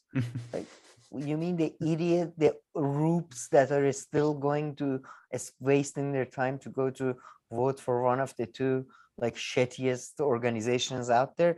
And she's like, oh, the voters, they're not sexist, they're just stupid. Like, okay, whatever. Like, man, I don't know. The voters, it's a smear against the insult against the voters. Fuck off. Who gives a shit about the voters? Like, oh man. Yeah. I mean, yeah, the Hill is generally, I didn't think leaving Kim would be so fucking like crucial to the thing, but it does. I mean, this is the Friday show was horrible anyway, but I mean, the Kim thing, I still think, and we'll talk about it, I still think it was just so stupid. No, but from the Rising to not just ask her. But I mean, there's one thing, actually, we're going to talk about that after, right? I mean, there's one thing I might disagree with Kim a bit. Which one? What is it? The thing that, I think this is how it should have gone. I think they should have gone, they make such a big deal out of this Fauci, debate, as if it's the craziest thing ever. And like Max Blumenthal also points out, everybody gets Fauci interviews, right? So, I mean, just how big they thought this was, the Rising and shit. It's bullshit. But I think, the Rising were so stupid to not go and ask his team, and get a no, and then come back and then say, hey, Kim, he said no. But so we're just gonna do it with them, and then Kim saying, "Oh, but then I should have done a radar after that," coming and saying, "Fauci said no." I mean, you don't have to be that petty. People will see it through the show, and the Rising should do the thing for themselves, not the right thing, as in like what would have been morally right. Like from a business point of view, they should have just been like, you know what? Let's just pass on this Fauci interview. It's not worth it if Kim can't do it. Like honestly, what did they get out? I mean, they gave it such importance, and all this. So yeah, I mean, they really messed up. But Kim, I think that would have been pettier. Then Kim shows up after. I mean, that's no, that's not like, I don't even know. Yeah, I don't know. That's not like good. To be fair, though, so I don't know one. Look, I completely agree with you. I would have, they should have first of all put her name up. Secondly, if they didn't put her name up, they should have told her that we didn't do it. It's not Fauci's fault. And apparently they said that, which is so stupid. I mean, like, I don't know. Yeah, I don't. Yeah, well, but then again, I agree with you. She shouldn't have done a radar on Fauci not doing it. Yeah, it makes no sense. I mean, people would see it. They would know. You can mention, put on a tweet or something exactly. later Maybe on. Like, be like, oh, I wish I was on this. Yeah, exactly. But I mean, maybe if I was on this, I would have asked about she was this. So funny on Max. She was like, I would have gone and tell the American people, you see, Fauci doesn't want to face the questions. And if I was Fauci's team, I would have even gone and done the interview with Kim. Because they would have been like, look, even people like Kim that are called conspiracy theorists and all this, I went and talked. What do you think Kim was going to get him in the head? He would have weaseled his way out of any question. No, but that's not about again, we discussed this last time. It's not about the interview and what happens. It's about mainstream media reporting. But that's good. Fauci he should have legitimized. But you could turn that narrative, and it can be like, you see, even on there, we went to like, talk and to show that, we're not afraid. I think so. I'm not too sure. I'm not too sure about that like then the mainstream media would jump on it like, legit. Because also Kim is not even that big. Okay, let's not get things twisted. I don't know if CNN would talk about this. It was the Daily Wire who wrote that article, or Daily News, or whatever the hell they're called. No, but it's okay. Yeah, let's. No, the whole thing was just stupid. Let's move on. The whole thing was stupid. That. But I mean, we already did. Really, I like to. Yeah. Yeah, fine. Just put the picture, I guess.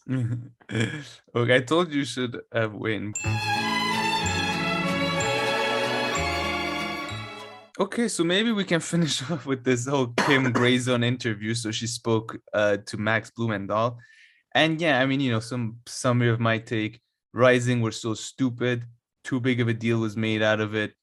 Kim's thing of then doing a radar saying, oh, I wanted to be on the interview, but Fauci's team said no, is too much and no point to it. There are more subtle ways you can show that. I mean, after there was an initial admission of names of, but I mean, like going back and adding someone's name, it would have been, Fauci would have had I think, upper hand. Yeah. So. And do you have your microphone on, by the way? I don't think so.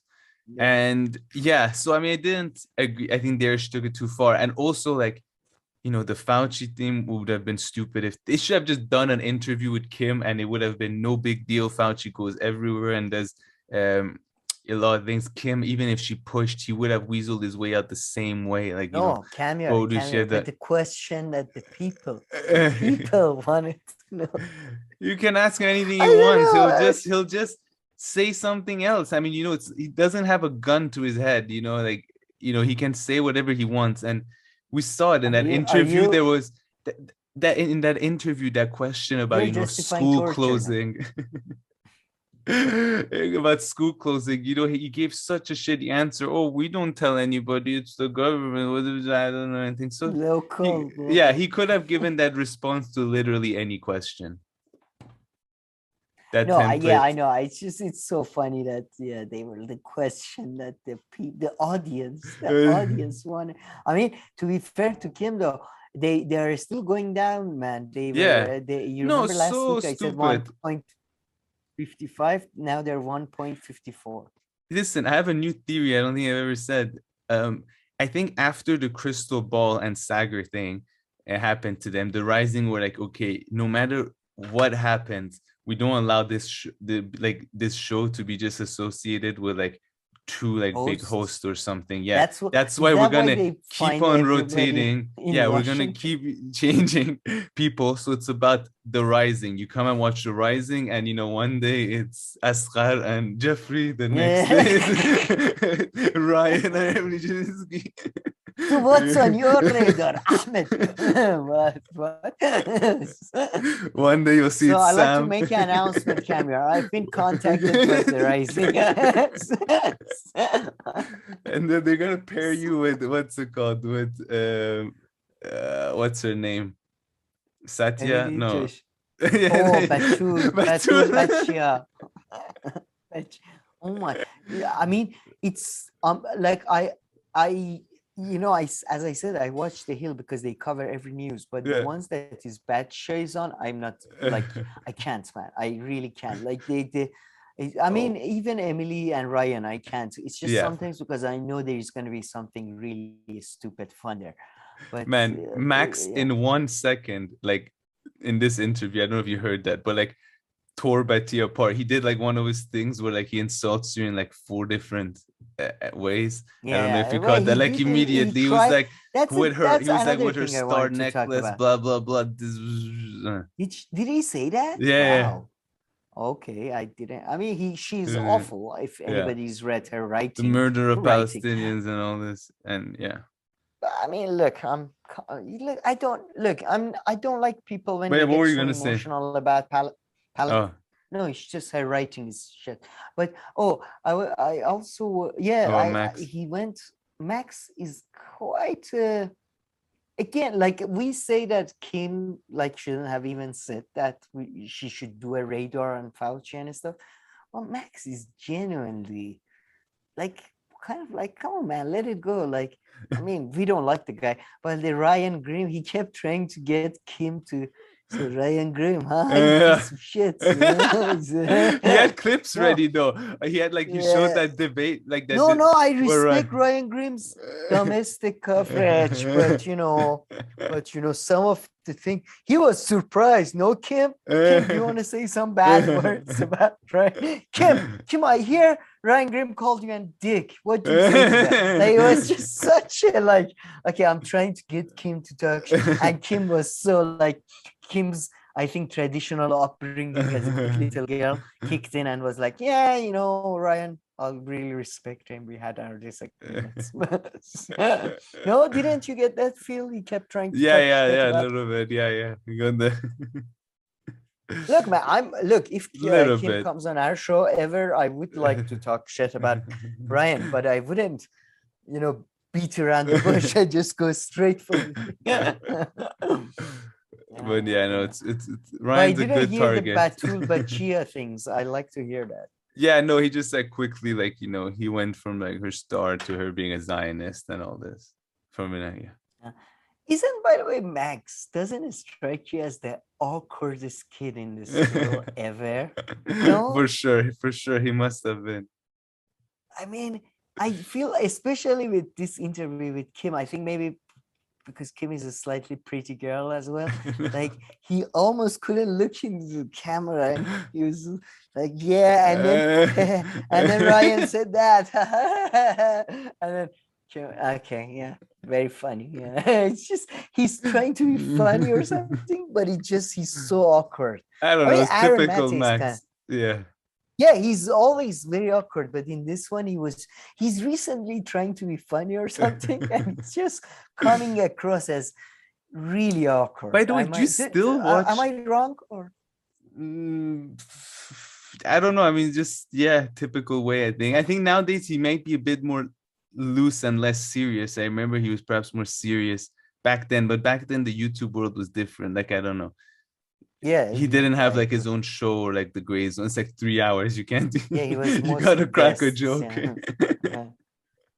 And it's just he feels like a kid at the school tries to make a joke and then the joke doesn't work and then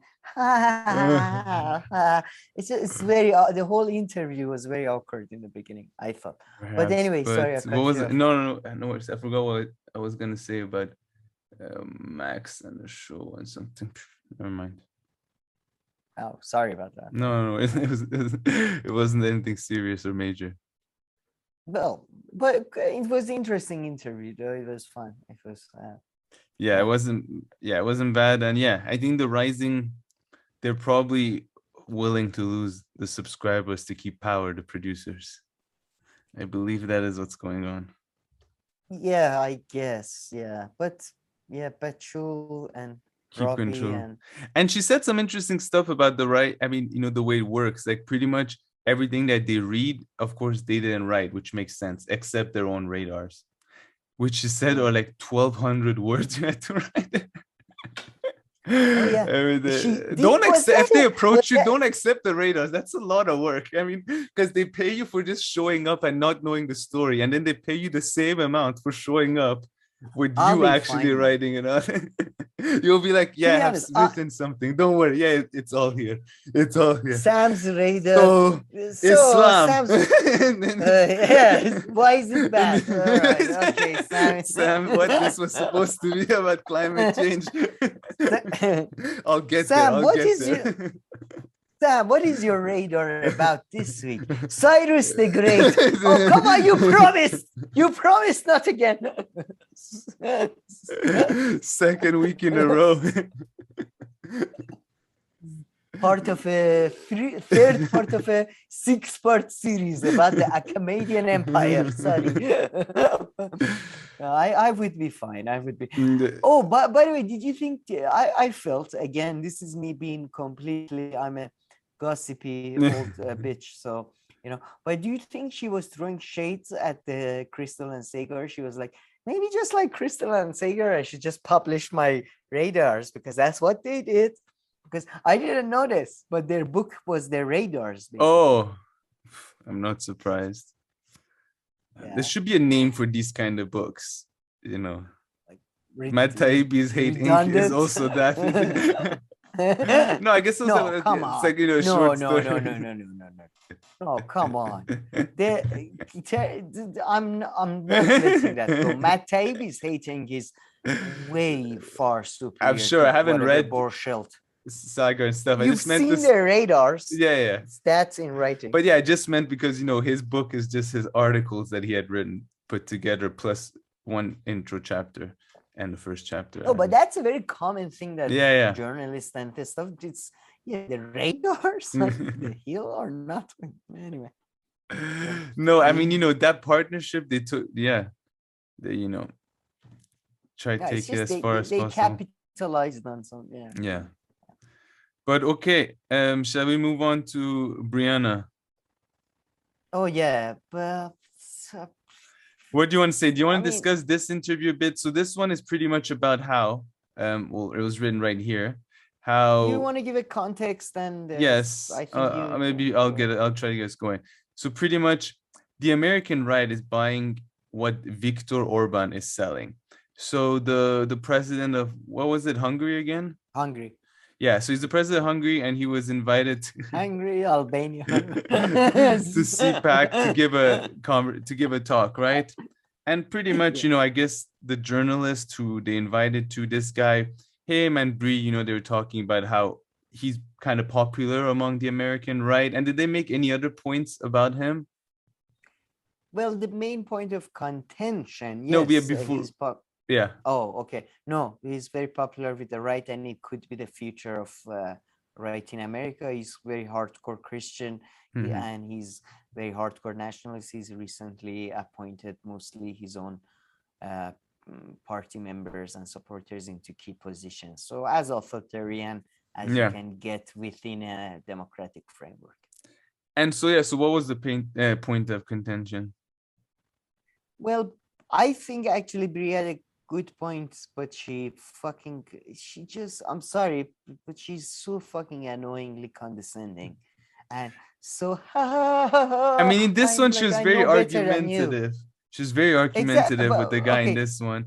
But yeah, what was it about? It was about education not only about it. Not about education. Go ahead. The argument is that, for example, Viktor Orban is actually passing laws, for example, regarding gender studies in universities, that is banning gender studies as a topic, as a discipline. And then other people are like, on the right are like, oh, it's cancel culture when, for example, you don't like it when people say that,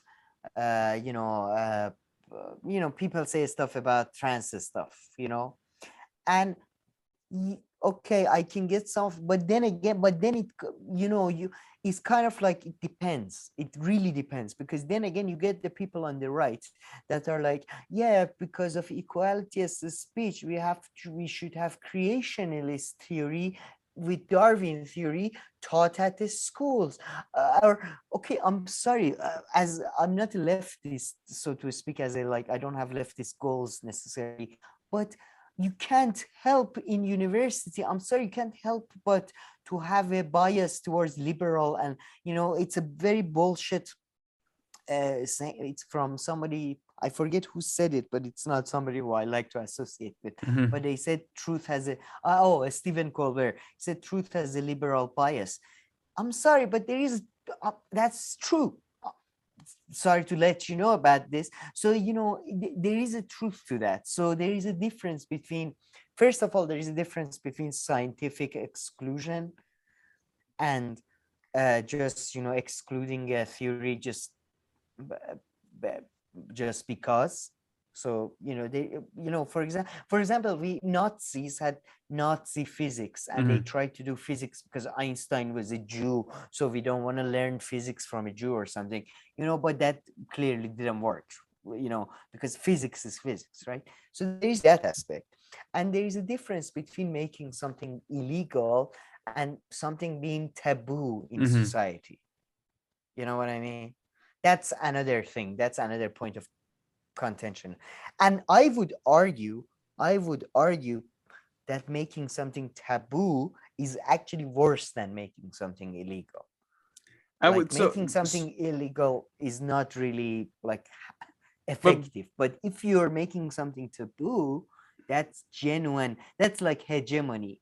Because I don't know if you remember, but when what's his name, the Italian guy, God, who wrote The Prisoner's Notebook, whatever, the guy who hegemony guy, Gramsci talks about hegemony is different from having power over someone, or monopoly of power, because it's about the ideas sink in that this is, and when something becomes taboo, it's actually worse than becoming illegal in some ways. So yeah, I see. I mean, yeah, and Brie was kind of saying, well, like the illegal version of course, much worse. Is worse. Yes. Yeah. And I mean, listen, I will say, like, of course, the illegal version no, case by case. If they fucking have capital punishment for that, I would agree with Brie. But it depends on a case by case. Fine. Okay. For example, in Iran, they can make a lot of things illegal. It doesn't matter. But if something is taboo, then it's in your life, you actually feel it. Okay. Sure, but so I wanted to say though, I mean, okay, you took two cases within the same country and give an example that way, but what made me think whether you get to something through laws or you get it through taboo, you often end up in the same place, right? So the consequences can often be very similar. The one looks more on paper, like because it's illegal, it's more done that way, and one a bit less. So just one example and to give, it kind of reminds me of, right? So maybe it's a bit unfair, maybe it's a bit far-fetched, but it kind of reminds me, for instance, in the US, they don't rig the elections per se, although maybe the DNC rigged some parts against themselves. Yeah. But anyway, the system is put up literally the laws and stuff that they put into place is in a way that pretty much either a Republican or Democrat can become president.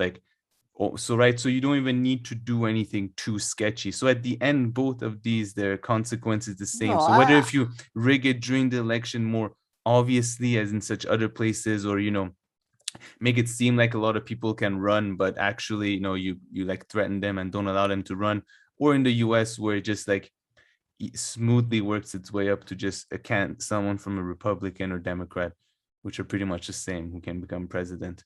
So yeah, just the consequences can be the same. That's what I thought. But yeah, maybe not in all cases and all that. But yeah, what do you make of that? I would, first of all, I think again, you have to go case by cases, I think, especially nowadays with the internet and, when you had the state televisions and a state media or public television and public media, it was a different story maybe. But and what was this guy saying? Wait, did he guy- oh, push this guy- back on Oh this yeah, part he of it? pushed. Yeah, he was saying that. Yeah, I think he was saying something along the lines what you're saying. Yeah, that the which is the consequences are result. kind of similar. The results are Yeah, similar. there is. I don't. First, the thing is that's the thing. That's why I think we should go case by cases. In a lot of cases, for example, when you get culturally cancelled, it's not legal. You can still have all the legal means of gaining money, and No, it's even definitely not. Yeah, increase. one is typically definitely on the case by case. It seems like it can be worse, especially at the individual level as well, almost. But whereas overall, it can kind of have more similar effects at a macro level. Yeah, but then, but at the same time, sometimes even I don't know. Yeah, it's a.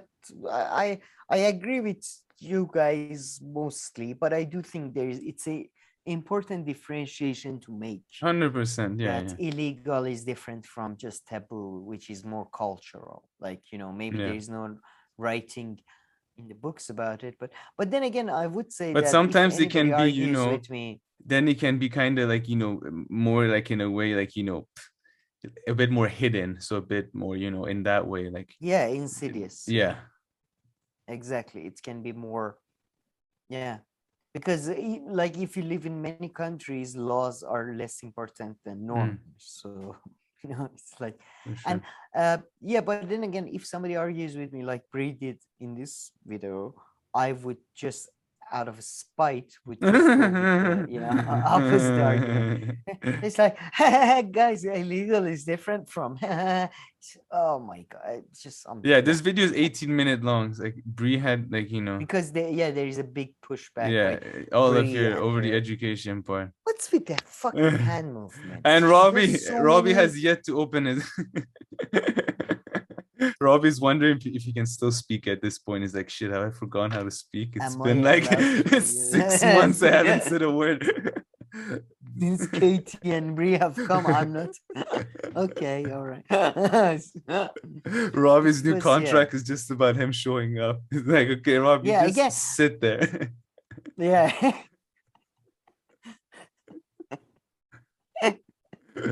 You're blink twice if you want water. We also haven't seen what's the other lady, Bree's friend, on the show for a few weeks. Maybe she's on holidays. Olaimi? Yeah, Olaimi. Yeah. Or maybe she just got fed up and just like, screw you guys, I'm not coming. You're all a bunch of sexist pieces of shit. No, I mean, look, I don't.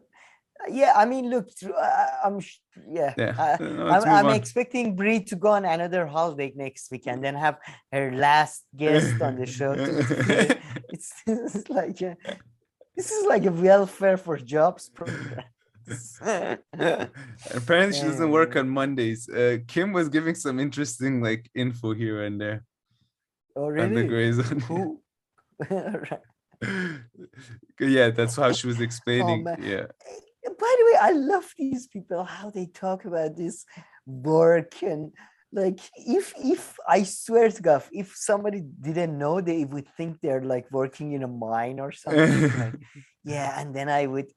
It's like you literally. Sorry, nothing. All right, let's move on. Let's keep the party rolling. So, okay, this brings us to our second Brie story. And my God, are you ready to give a quick summary of this? Yeah. This is the other one, but then she does a radar where she says their right is correct, and people are like, oh, controversial. What is the right correct about? And then she goes on to say that, because FBI attacked the house of Donald Trump, everybody on the extreme right, or Marjorie Taylor Greene and Candace Owen are like, FBI, we need to defund the FBI. Like that.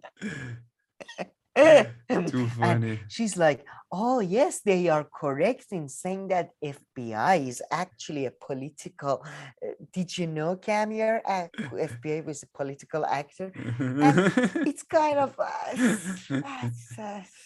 again okay, Like first of all, like I think maybe we should talk about this at the same time as we talk about the interview she did with the Vanguard, because pretty much she lays it out that what she thinks her job is at the Hill. So I can't even criticize her really. So which is to talk to conservative people and change their minds. Like that's what she says. Yeah. She genuinely I'm sorry, she's deluded enough to believe that communication and all that matters, and she thinks that, you know, she's persuading and she's building coalition.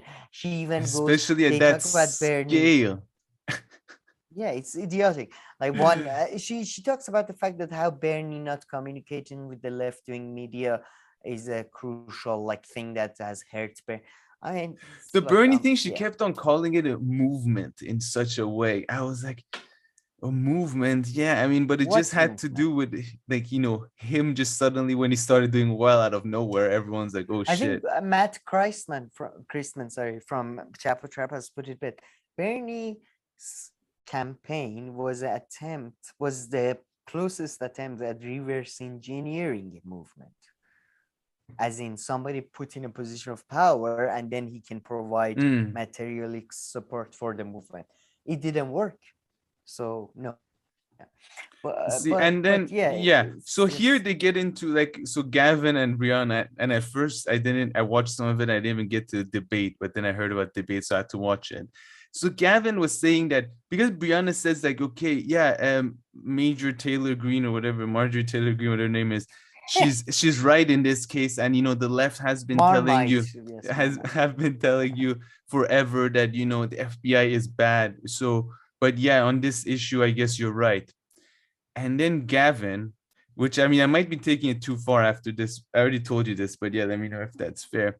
Then Gavin kind of argues, and then like, and he argues in such a repetitive way. I don't know. He also does that with like the Lee guy or something, just like the same question over and over, and then kind of is like, oh no, like I didn't ask that, I didn't mean that, and then 2 seconds later he says that. He's like, oh, I'm not the one. I'm saying I like you exactly, but then so I mean, I don't know, it was a bit, and Briahna just kept on repeating herself. So no, I didn't love it too much. Sorry. No, go ahead, fine. And then I'll tell you what the argument was. Yeah, go ahead. No, couple of things. I completely disagree with the way Briahna is framing the whole FBI raid and the way they are talking FBI is bad or good. This is fucking childish, and you don't like, you're not serious. So I'm going to talk about that at the end. But to your point about the Gavin Briahna debate, Briahna Joy Gray, I think, perfectly answered Gavin's point, but because I don't think he made any sense. He kept saying that she's a fascist and she's doing this in a dishonest way. She would want something like what Viktor Orban wants, a Christian nationalist state. And Briahna Joy said, yes, I agree. And that's what I said in my segment too. So I don't know. And then it's like, no, now you're empowering them. They're going to steal our movement. The right is going to steal the our left, language, our language or movement. And then, you know, then they're going to go use it, and it's going to be something worse. And you have to mention that Marjorie Taylor Greene or whatever is a fascist and an anti-Semite and an authoritarian, like every single bad word that you use. It's like, okay, Jesus. I love people who don't believe in a ownership of property, have such a strong belief in a ownership of language, and how they're gonna steal our language. Oh, they're gonna use the words that we use. I have to read the whole paragraph before I know I can't just use a couple of keywords to say that, oh, I agree. They said trans people are blah, so I agree. Just fucking idiot. And Zach didn't say anything during that whole time, but yeah.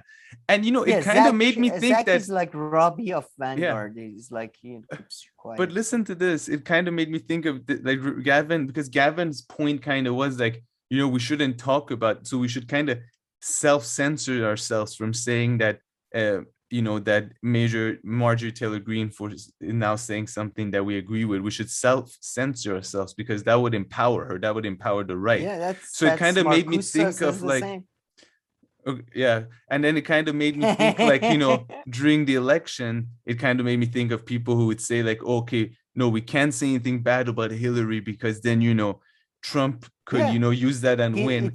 So therefore, Hillary's better than Trump, so therefore we shouldn't say It's these giving things about ammunition to Hillary. enemy. Exactly. So, I mean, it kind of made me think, okay, so, I mean, I wouldn't be surprised if at the next election, Gavin is kind of saying, we should watch out what we're saying about Democrats and all this, because otherwise Trump is going to get into power, at least if there's some consistency in the way that he had an issue with this. It just kind of made me think, so it's a similar argument to that, I thought. But yeah, I don't know. Maybe I'm taking it I wouldn't go as far far as you, because he has constantly criticized the Democrats and all that. So I don't know if I would go as far as you, but I think it's ridiculous to think that,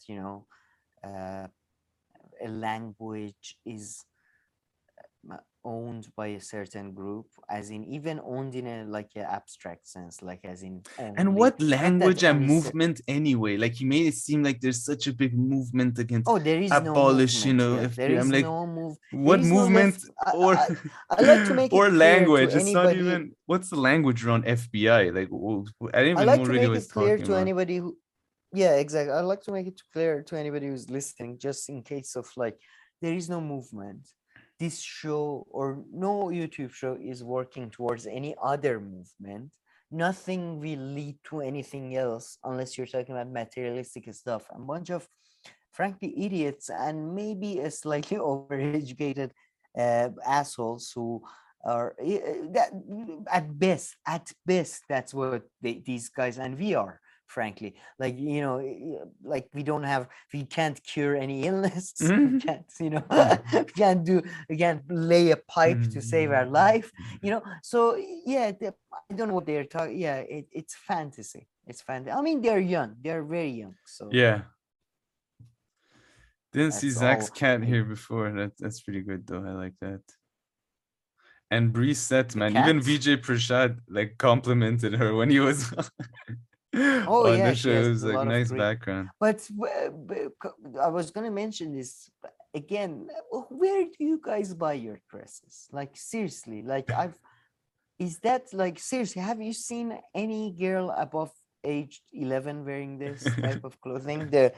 You know what I mean? Like, seriously, I've only seen like 11-year-old to 7-year-old girls wearing that at their birthday. Like, not even, is that Cinderella clothes? Like, with the, no, I feel cut. you. This is not, is that, most girls I know wear pants and, I don't know, maybe I'm from a weird universe. You don't know what's going on in Washington, but yeah.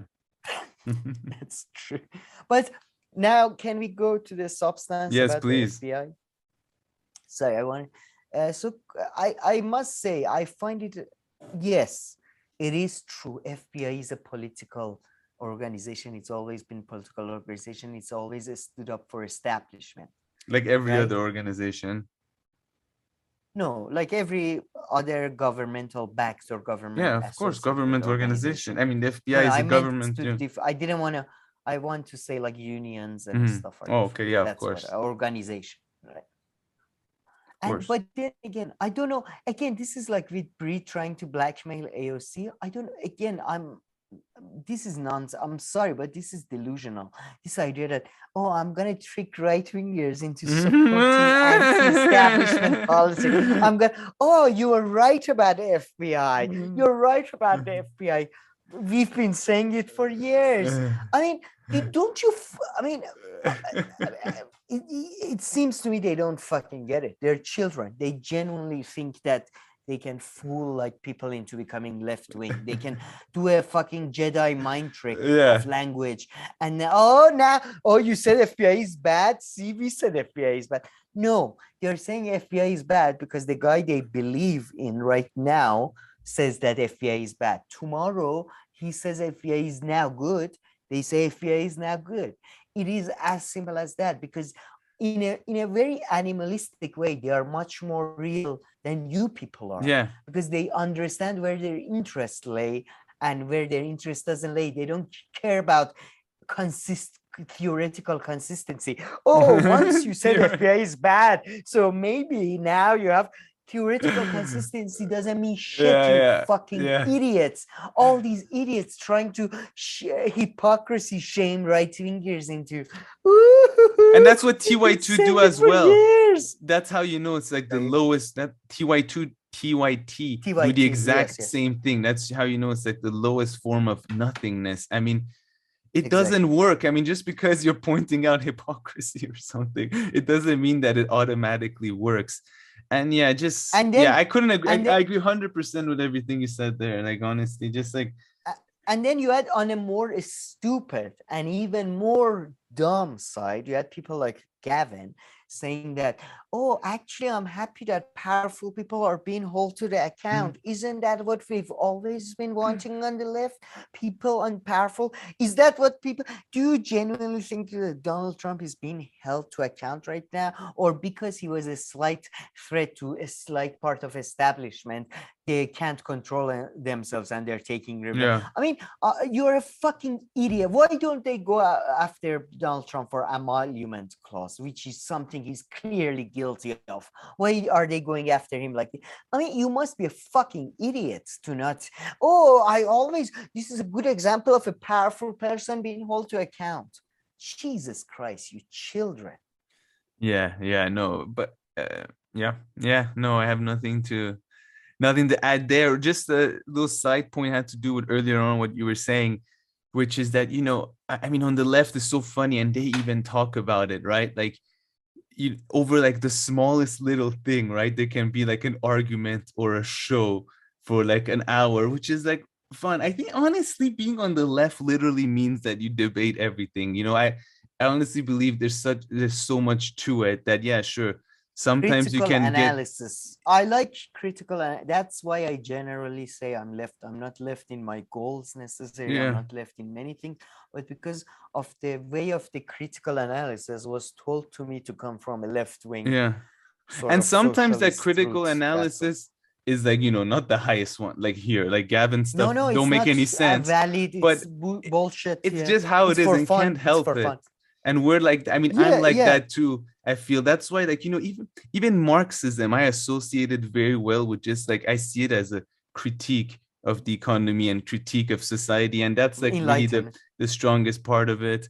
And leftism also, it's often just being critical and looking in a critical way at society and yeah, having certain positions for sure. But then these arguments can sometimes, of course, not be the best, but it also gets in the way of forming coalitions, I guess, because on the right, I mean, you know, I don't know. That's why they can even have bigger YouTube channels and all this, because they don't pick over every single little thing, right? Like out of like the 10 YouTube channels out there, the big ones, like 5 of them are like in a fight over like the smallest little thing, or, you know, taking a position here and there. And I guess some of them have to do with personal issues, but yeah. No, I didn't understand your point at all. No, my point is that, you know, you can, like, for instance, you know, over like the topic of like trans topic or something like that, there will be like such a disagreement over this in the left that it just always turns into like just like you know, debates and, you know, kind of divisions among the left. I wouldn't. The only thing I would add is not exclusive to the left. It's mainstream and the right media or the right. You think so? They seem to be, I don't know, I feel like centrist or like, you know, on the right and stuff, they can overlook things more easily and not fixate on them to such an extent. Oh, overlook. Yes, you're right. I think the topics of debates are equally as stupid, but for sure. Yes, they can overlook their differences easier than the leftists. But then again, maybe I'm guilty of that. I just call all these people like idiots. No, we do it also. We do it all the time. I mean, I do it. And again, then coming back to connecting it to, you know, left having so much to do with being critical and, you know, like looking at things and making your arguments and all this, which I guess leads to that. I find it to be a bit natural.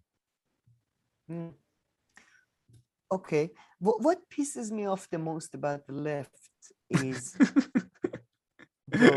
you're like, no, you got your moment. You got your opening there. Yeah. No. 2 years you've been sitting on this list. Yeah, no, it's a list. No, it doesn't seem to acknowledge that how much of a minority it is. Oh yeah. He seemed to talk as in such a we have the moral high ground. We have the and okay, maybe you do in your opinion. Morality is a subjective thing, but it's just this fucking pretension to having the moral and that's really people are up in arms. People are upset about this new law. No, they're not. If No, they they're were, not. something would have fucking changed. Most people are conservative. Most people are actually blasé about most things. Most people don't give a shit. And most people are frankly defined by their prejudices. I know you like to think most people are innately good, but it's not. It's most people innately are nothing, neither good nor bad. That's why education matters. Jesus. Sorry. Yeah. I've been No. sitting on that for a while, 100%, 100%, or into these things the same way that you think. And of course, the number one argument, if Kyle was here, he would point out that 80% of Americans want healthcare or something. Oh, that's kind by the way, Bree says that stupid shit. We're gonna talk about it. Stuff. Yeah. Did you see Trita Parsi came on and No. it's oh my god, it was awful. She brought up this stupid Matt Stoller argument about the military spending, and does military spending now, because we give so much weapons to Ukraine, does that make America unsafe? What? And then Trita Parsi was like, no. That's, I'm sorry, I don't want to use the R word, but that is retarded. But Jesus Christ. Yeah.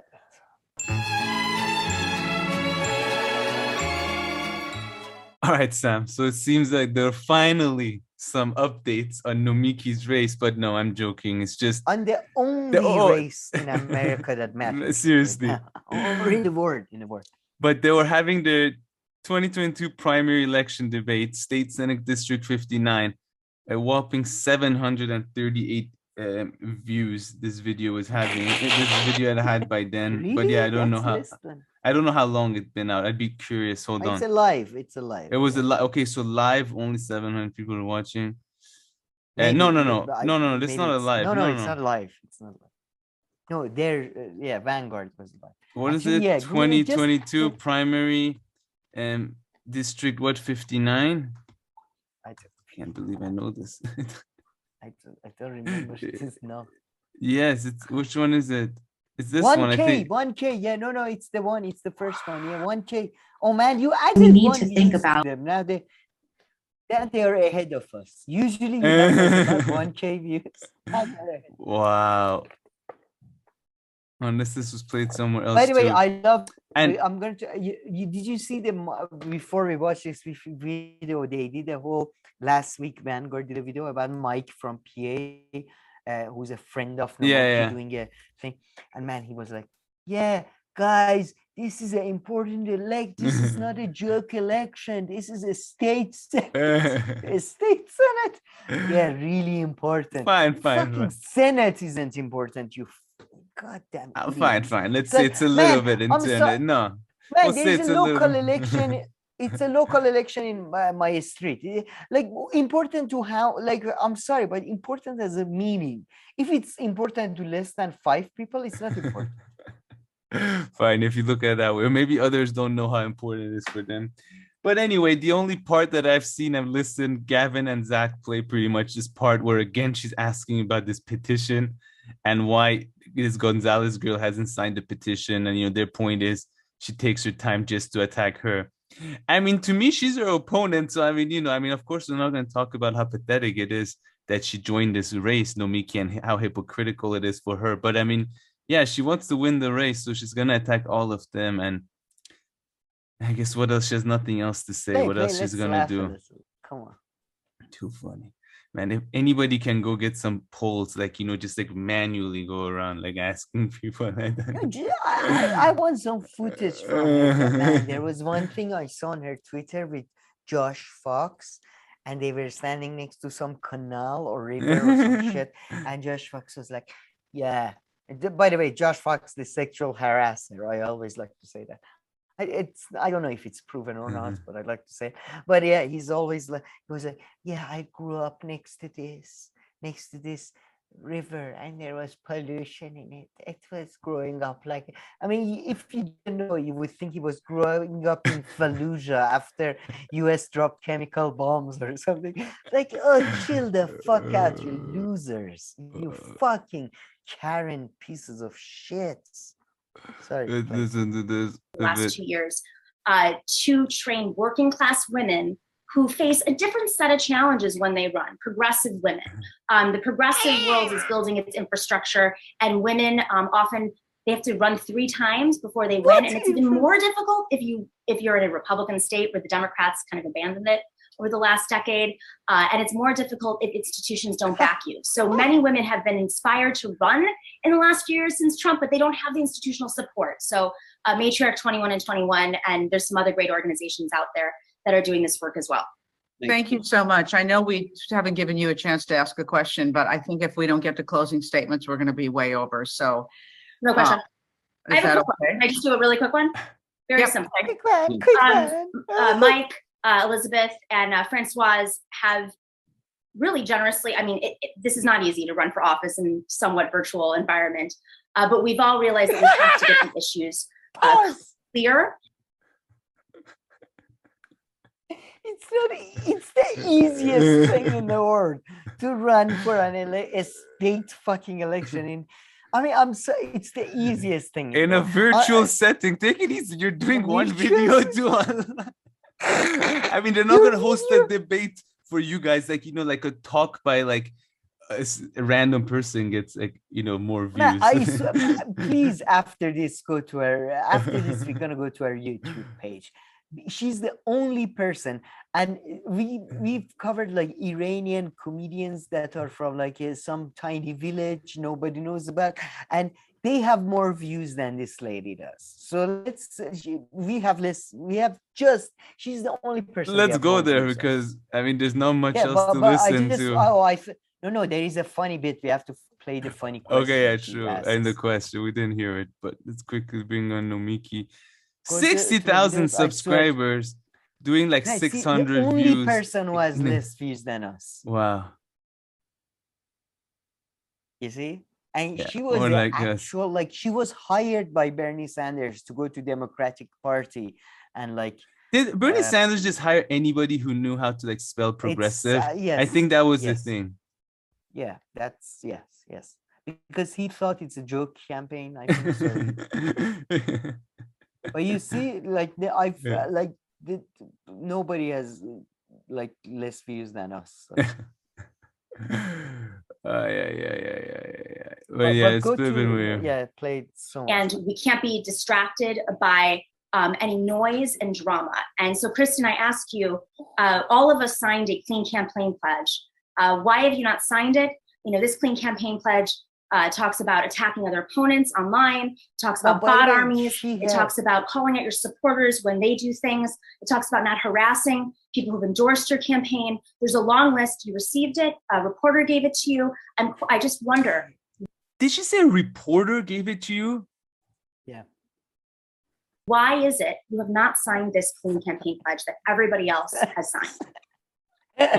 Before No, I had an issue with that. I didn't understand why is the reporter that really threw me off. Look at her face. Look at those eyes. Those are eyes of a bitch. I'm gonna fucking cut you up. Say that is the left in their tactic. Signed.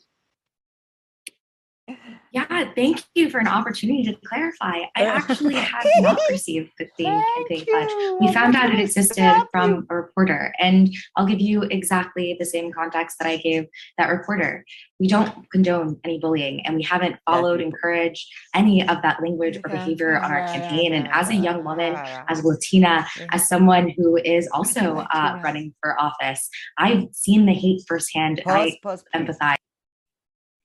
By the way, I don't trust anybody who says as a woman, as a Latina, as a man, as an Iranian, as a Japanese, as a yellow person, as a white person, don't trust these people. Like, not to be trusted, I must say.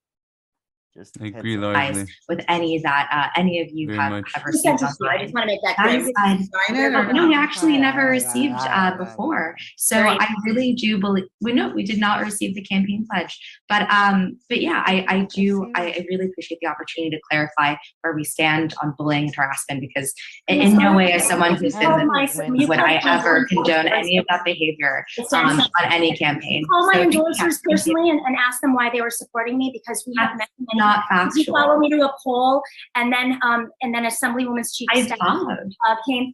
There's 40 polls in our district, and on election day, less than an hour before, you came with a group of people and came to us, and furthermore, a chief of staff who's a volunteer for a campaign physically had to be separated from me when he followed me down the street. So we all signed a clean campaign pledge. I know I sent it. I know others sent it. You might say that you didn't receive it. Nomiki, I don't know what you're referring to, and I'm, again, that sounds pretty serious. It's been on Twitter. Of course. Will you sign it today? Will you sign it today? We've got.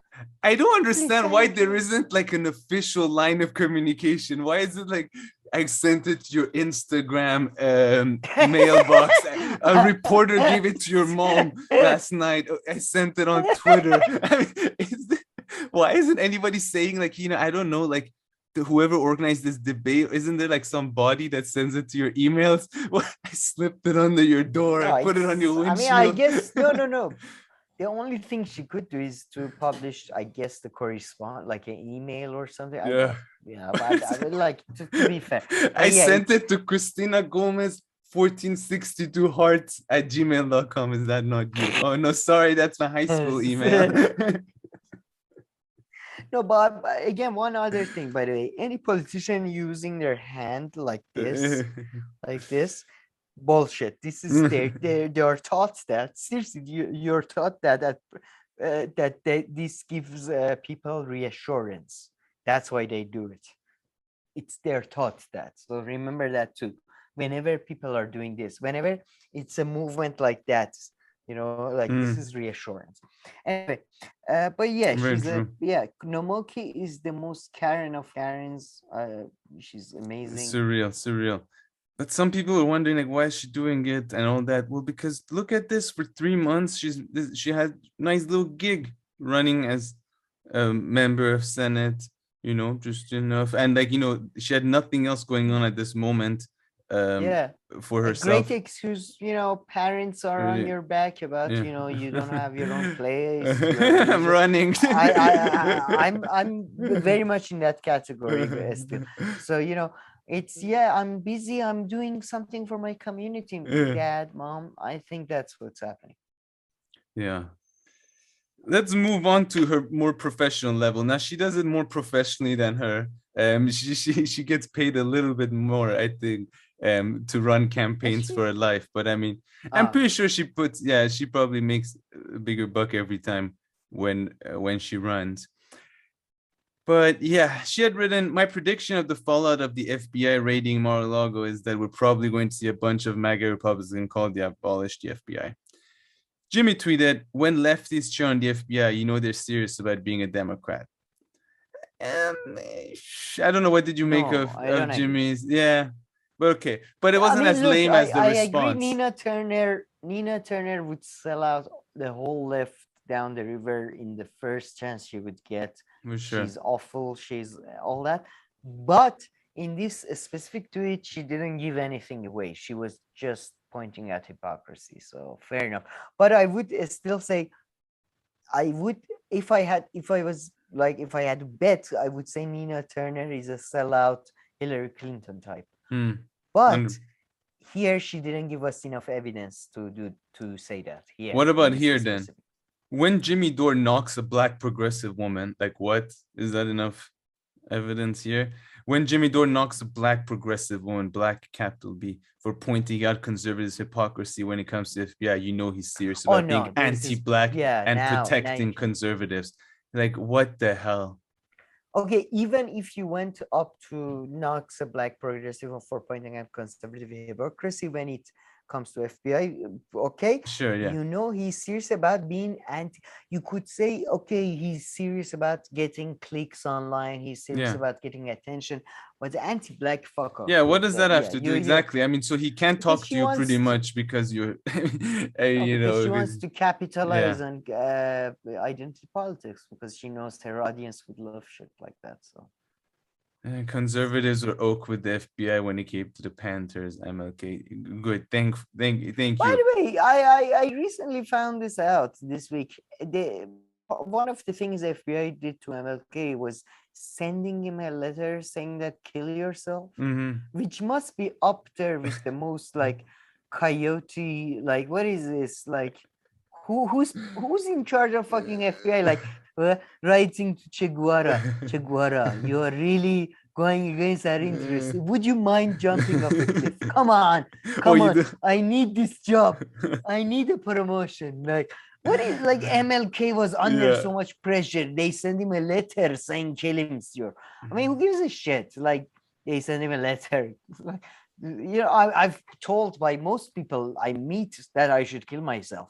Do I take Too it to funny. heart? No. I like how you don't even like deny that. No. Yeah.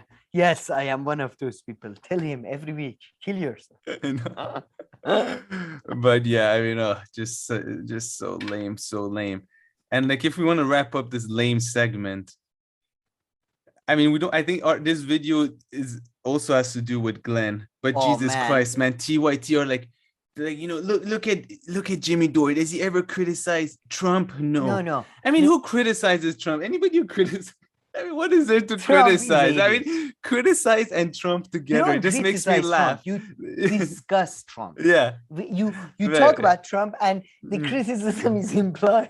Like, yes, the fat orange. Man, they you are know, so ball buck. pathetic. It's No, not no, even but funny. They're man, so bad. I'm sorry, but take a tiny break before this because I need some, some drugs. Basically. But we have to play the beat of this video. We shall. It's so good. It's so.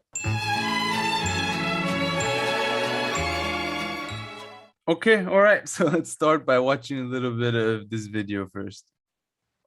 Is currently engaging in a little bit of a beef with Glenn Greenwald, who he accurately described as someone who's not really on the left. And he did so in an interview on Mediaite's podcast. How old is this video, by the way? Is this new? No, yeah, this is from last. Yeah, this is last week. This is after Jimmy Dore did the tweet with Nina Turner. But I would like. I haven't seen TYT for many things, for a same. while. But I would say that not just TYT, maybe ourselves too, or Vanguard or whoever, who has this fucking I don't know who has this ownership and the fucking the deeds for the left property. I like to, because it's almost like people don't understand how ideas work. Like, you can be like, people on the right can have different interpretation of the right, people on the left can, and then this whole thing about, oh, you're not on the real left. Yeah, oh, you're not jeez. on the I mean, how real childish. right. That sounds like. I mean, so childish. the level It's like is you're just... not real. It's like you're not Man U. You're not real supporter of Man U because you don't like the new coach. You know, it's no. It's like I mean, it's so child. I mean, like, you know, it's like. It's just like the lowest level of conversation that you hear on any topic. Like, you know, like usually when you walk around the street and you hear people talking about something, it's not like this shitty, you know? Yeah, Oh, exactly. no. Even like taxi drivers are not that fucking bad. Like, yeah, it's generally just like the Gavin thing with the whole, you know, they're gonna take over our language, the language equality, like as if the left invented like. Anyway, but then it gets more stupid. Let's take a look at what Cenk had to say, and then we'll go to a very triggered Glenn Greenwald. Old clip. Mainstream media is disgusting in how they shut out progressives. In terms of the right wing, no. Briahna Joy Gray, unfortunately, is one of the people that are in the fake left. Gray and Dave Rubin saying, I'm a classical liberal. That's the shit. And they That is just so demonstrably true, and we'll show you in just a second. But Glenn Greenwald gets triggered anytime anyone critiques his appearances on Tucker Carlson. So he responds with, the nation's single dumbest pundit. Let's pause for a second.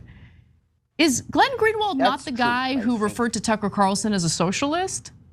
Maybe sit this one out, homeboy, but let me continue. That's also true. The nation's... What's I didn't get that. I must say, Glenn Greenwald in one idiotic interview, I believe, or maybe I think it was an interview. He said Tucker Carlson is a socialist. Sure, fair enough there.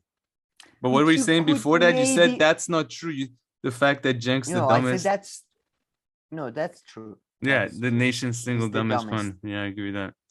I mean, look, man, the people on the Fox News, they get good money for the bullshit they say. This guy is getting money from what, half, you know what I mean? Like, if you're gonna sell out fully so you get good money. Seriously. That's why I think it's dumbest by far is Cenk. But at the same time, Glenn is he's not the sharpest knife in the tool either. He's somebody who thinks Bob Woodward was a genuine journalist. So I mean, sure, you might have a few things that you disagree with, definitely, but I mean, overall, I would say he's on the smarter side. Yeah, of course. I mean, I think he's more principled than a smart, I would say. No, I mean a bit of everything. Yeah, I mean, no, yeah. I mean, Cenk. A smart, I don't know. But is Glenn Greenwald not the guy who referred to Tucker Carlson as a socialist? Maybe sit this one out, homeboy, but let me continue. Okay. The nation's single dumbest pundit, and I mean that literally and earnestly. There may be people more malicious, but there's simply nobody more stupid, more cognitively dense, decrees that Bernie Sanders, 2020 press secretary, is part of the fake left.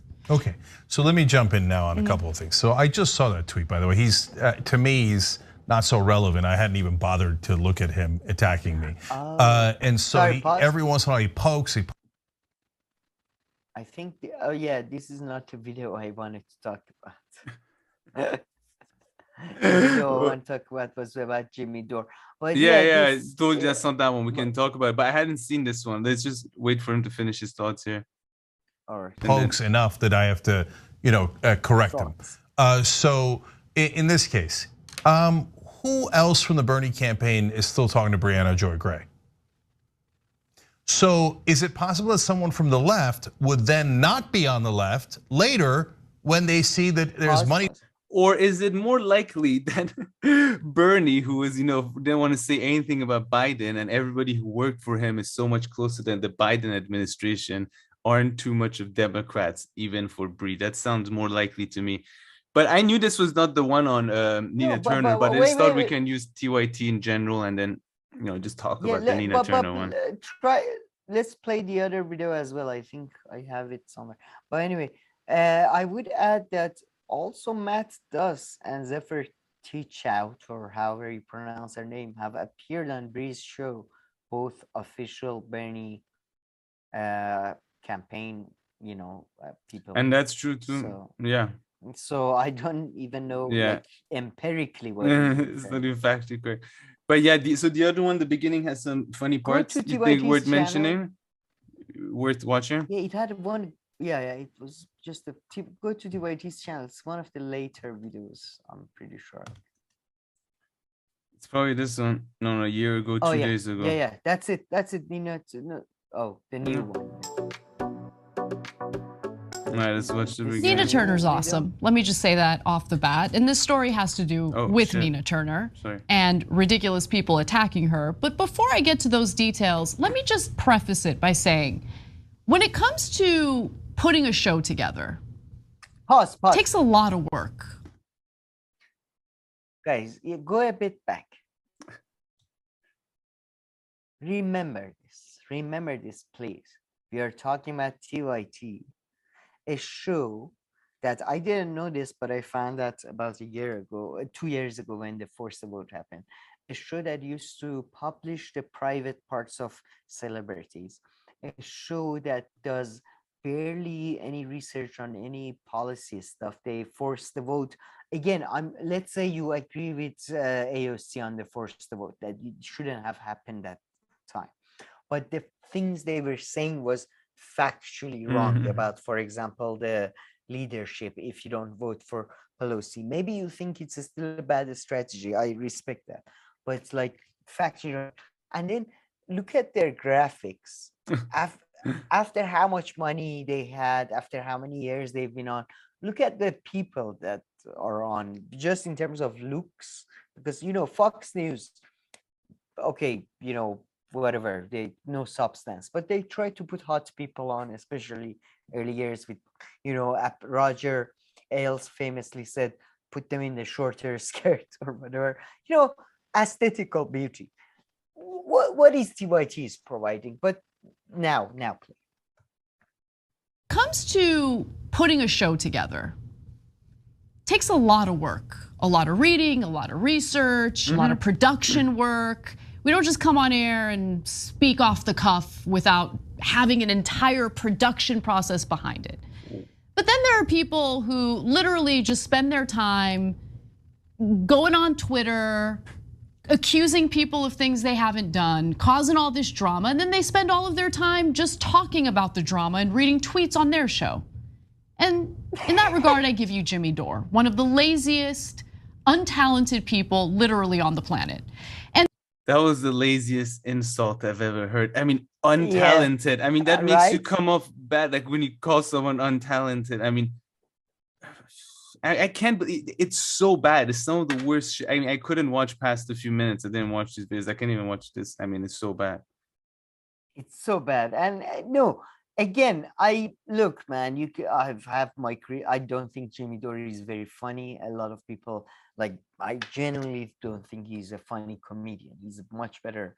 Like, he has better takes politically. He's not funny at all, I think. Yeah. But I have a lot of stuff about a lot of people, but the idea of TYT is criticizing production values and like doing research. I mean, Anna and Cenk, the two of the biggest idiots. What have they ever done research on?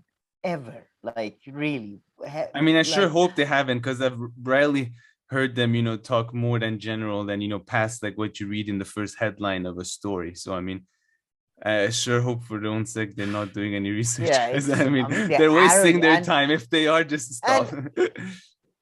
By the way, I must say I'm loving the COVID revolution in some ways, because it's increasingly showing that having like so many jobs and so many of these fucking things are bullshit. Like, what do you do? Like, what you show up to a premise, you sit down on a chair, you read out some things that are written, and then you add your opinion, which is highly uneducated.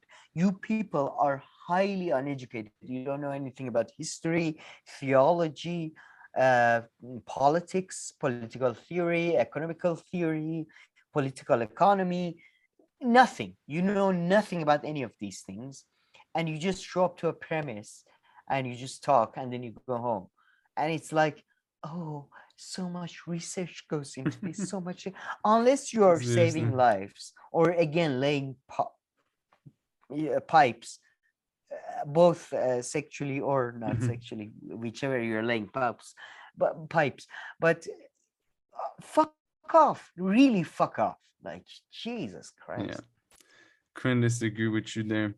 Same, by the way, same with Kim and Jimmy Dore and stuff when they talk about, or Max Blumenthal mostly Max Blumenthal when they talk about, oh, we are standing up to the established. Oh, I'm sorry, but Jesus Christ, really? Do you think establishment is worried about you? I mean, yeah. I mean, Max is perhaps they're some of the more serious person. Really they can create. Yeah.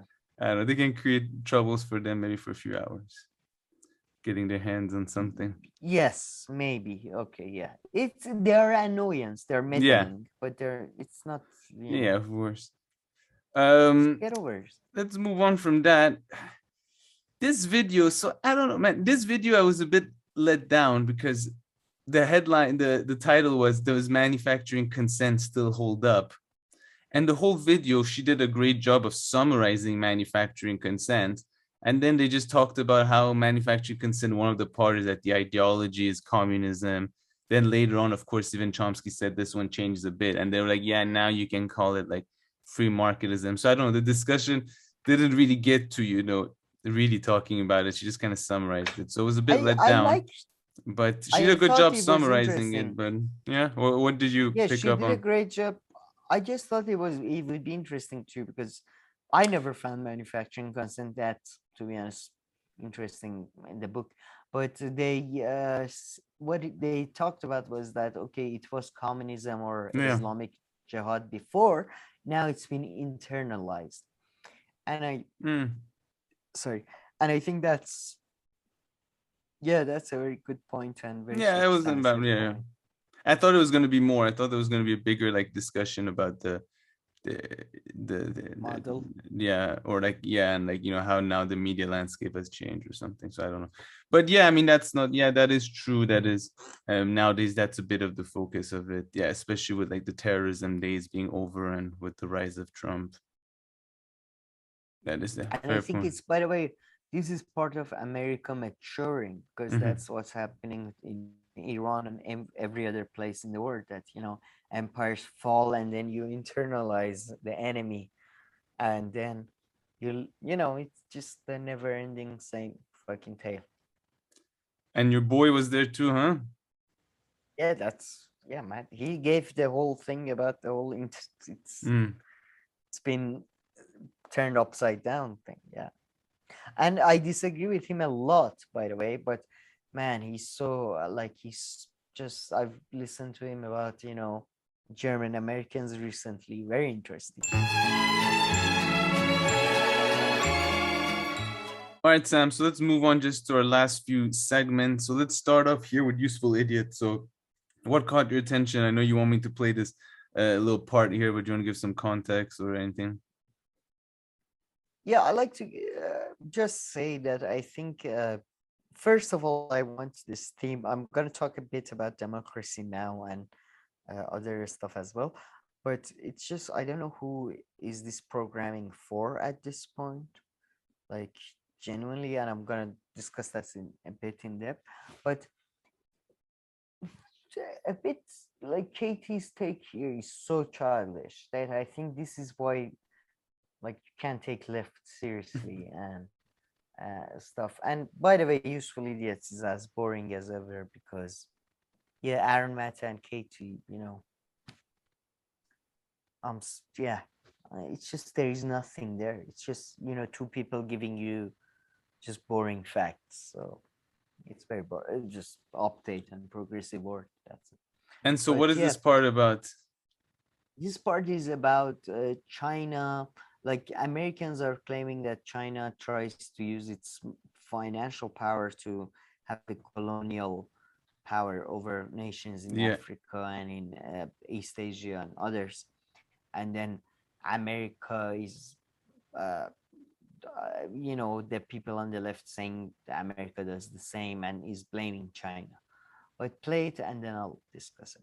Sounds good. Because so many here, people disagree with me heavily here. Yeah, Katie's gonna. So we'll listen to what Katie has to say and then I'll pause it.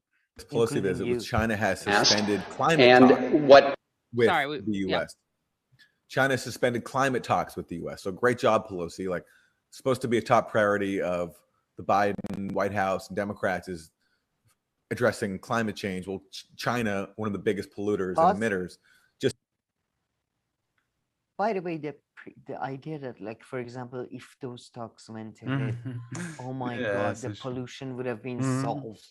Like, you know, suddenly the left, like, suddenly when it's in the benefit of the left, or I mean, right does it all the time, but the left suddenly, Nancy Pelosi was going to have talks with, as if it was anything but a marketing. Yeah. And I mean, you know, maybe Aaron just saying, you know, even that, you know, like, but it's of course nothingness. But I mean, he didn't go. Yeah, but it gets worse. But it gets even. Just suspended climate talks in response to Pelosi's visit, and so now they're hoping that China will come back to the table. But, you know, who knows? And especially if this is the dominant view in Washington, where they're, you know, people like Chuck Todd want to encourage confrontation, that might not happen. Yeah, also this whole trope of China exporting its authoritarianism in Africa and other places, like they have deals with other countries, but they're never making some sort of like, it's not like structural or political structural readjustment. Like they never have it in like, and you have to have a certain. But this is wait for it to finish. Play a bit. Yeah. This is wait for it to finish. Certain form of government in order to do business with us. Yeah, no. So yeah. These people are children. Do they think like USA empire was like built by a bunch of USA, like Protestant waspies going, oh, we're gonna set up an American empire now. Empires, just like history happens by accident, not by intention. Do you think like, I'm sorry, but after World War II, even during World War II and slightly before that, when US empire was on expansion, even up to 1960s, the people who were expanding the US empire did not necessarily think they are doing something evil and they are doing a structural reform program. That happened in 1990s. That happened after all of that facade of the empire. Like, do you think Chinese right now going around? Yes, of course, the Chinese power right now may not be as fucking short-sighted as IMF or America, but in 20 years, when their empires when the Chinese empire has, past its prime, just like the US did after 1950s and 60s, they would act the same. This fucking idea that, what do you think Americans do? Do you think Americans go around the world and going, we're gonna exploit you? They offer deals. Everybody fucking offers deals.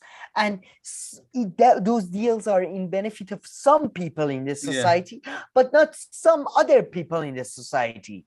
It's Jesus. Yeah, I mean, if you're gonna be I'm sorry, but we've been very critical of America, and I'm very critical of America. It's, the culture, people, whatever, just like anywhere else. But I would add, I would say this: the only difference between America right now and the rest of the world is that America's interest, because America's ruling class are the military people who produce military stuff and energy stuff. Their interest lies in more chaotic political interactions in Middle East and in East Asia and everywhere. So it's not because America is uniquely bad and China and Iran are uniquely interested in stability. The day Iran's interest is in chaos, Iran would be as bad as America or worse. Same with China. I mean, I think, if you're going to be very fair to Katie, but then again, it would show that, her understanding is not fully developed there, as I totally agree with you, is that, yes, right now, China's strategy is not like they don't talk about regime change or these kind of things. Yeah, they do have a different approach because, now they can use it this way. But then she said, they don't try to make structural changes and all that. Oh, I'm pretty sure when the way that they fund different projects and that, if that's not like structural changing, I don't know what is, building like this form. Not, and it doesn't mean that it's bad. Some of it at the moment, like given the overall situation and context, many actions of benefit things. Wasn't bad. Yeah. So I mean, she's right. Their approach is like different. You can look like in Africa, the US approach is like run like a mini mission here, a mini mission there, come back 2 years later. It's like that. But China has like more economic and consistent and long term for now. And in the Middle East, of course, the US, I mean, it's just so far ahead in its like journey and relationship there that now it's it is the way. So I see what she was saying, but when you put things in bad and good terms, bad, these are bad, good, it leads to this type of things. Bad and good are depends on your point of view, really. So it's childish to say China is not doing this. Everybody doing everything is for their own self-interest. You might argue they define it in a different way. They are a different type of people for now or something, but it's And the consequences might be different and now also because of course your actions have different consequences. So yeah, I mean, if you approach a country to control it more through money and investment, of course it's better at the moment than trying to invade it or what. But yeah, your point is really that it's the current reality. Yeah, because we believe people dying is worse, again, it's. And also, but no, you're also saying that, China can do it this way now. Don't think that one day when they're stuck and they have to perhaps resort to other means that they won't. As they have in the past. Yeah.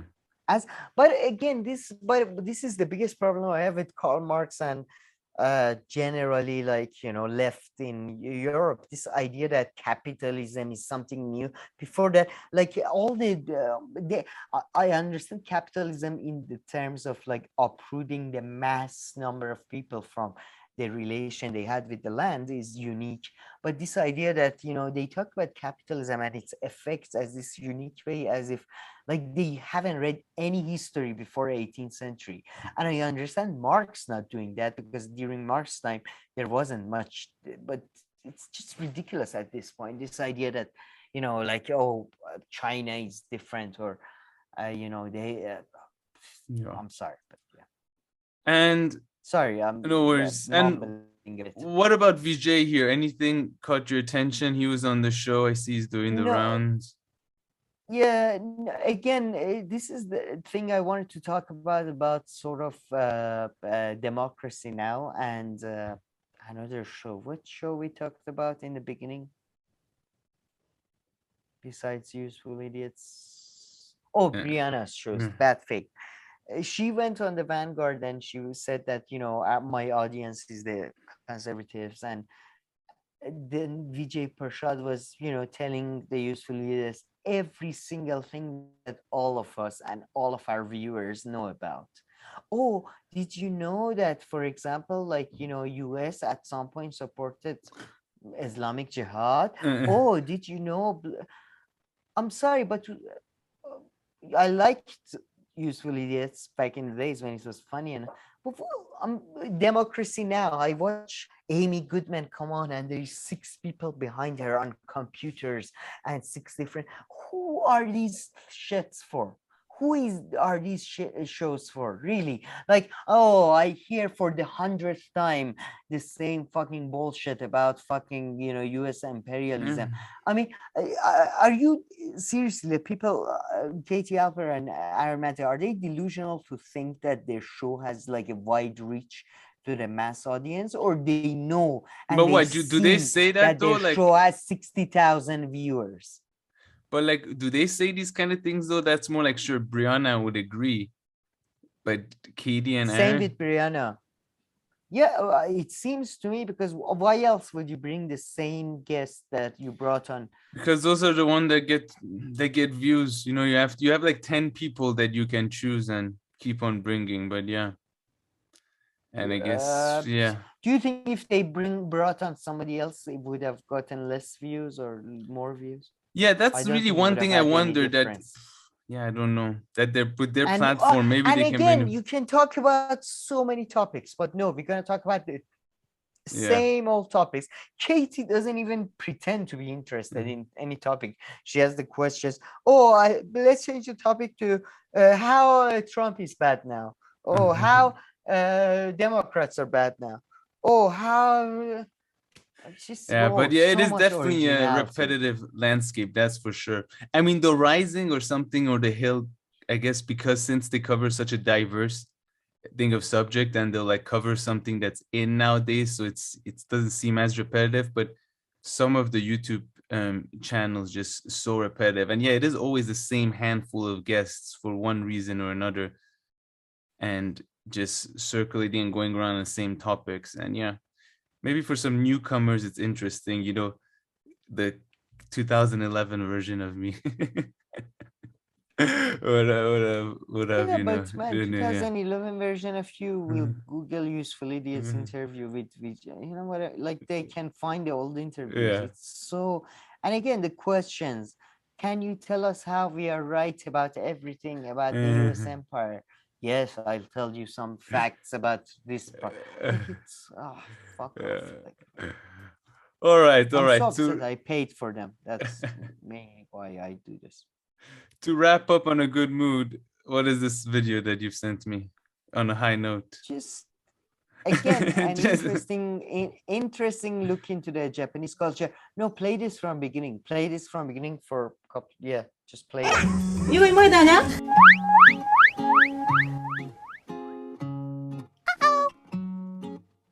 Oh, it's so weird. It's so weird.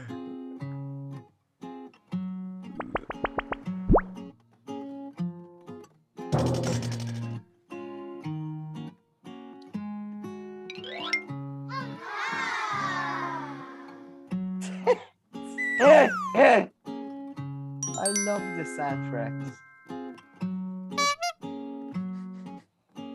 So you see, they found a kid. Don't pause. Just let it go. They found a kitten in the middle of the 여섯 마리인가 낳았을 때 내가. Don't pause. Don't. Yeah. No, play. Yeah, but let's. No, speak. But I couldn't really hear you. Yeah, how far the Japanese get is really interesting. So what, these are kittens hanging out with dogs?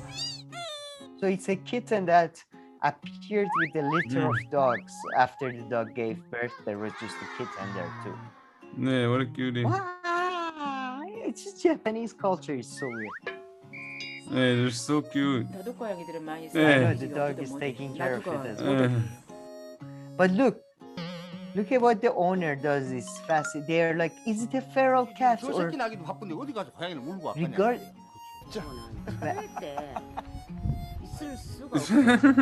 A cat can never be born to a dog. Of course not. Yes.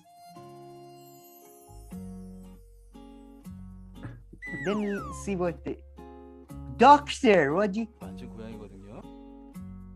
There is no doubt it's a cat. No shit. 핥아줘봐. 핥아주기도 하고.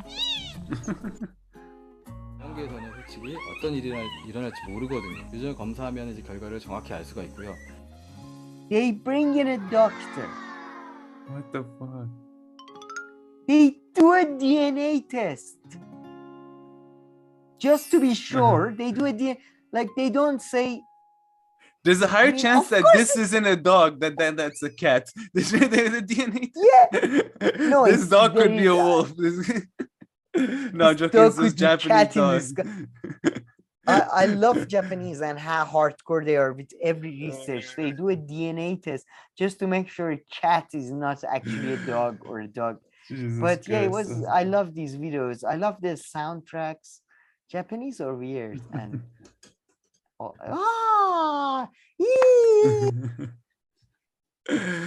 But okay, all right. Any final words? Let's wrap it up. Do you think I alienated everybody? Not more than usual, so. I'm not as drunk as last show. So. Yeah, no, I think compared to last time, this was all good. Yeah, last time I was, But I think I blame myself too a little bit because I think whenever you ask me how much time you have, I should never tell you as much as we need. I should still give you like 3, like I need to come up with a number because I've realized that also contributes because otherwise you're like worried in your head like, okay, I want to talk about this later on too.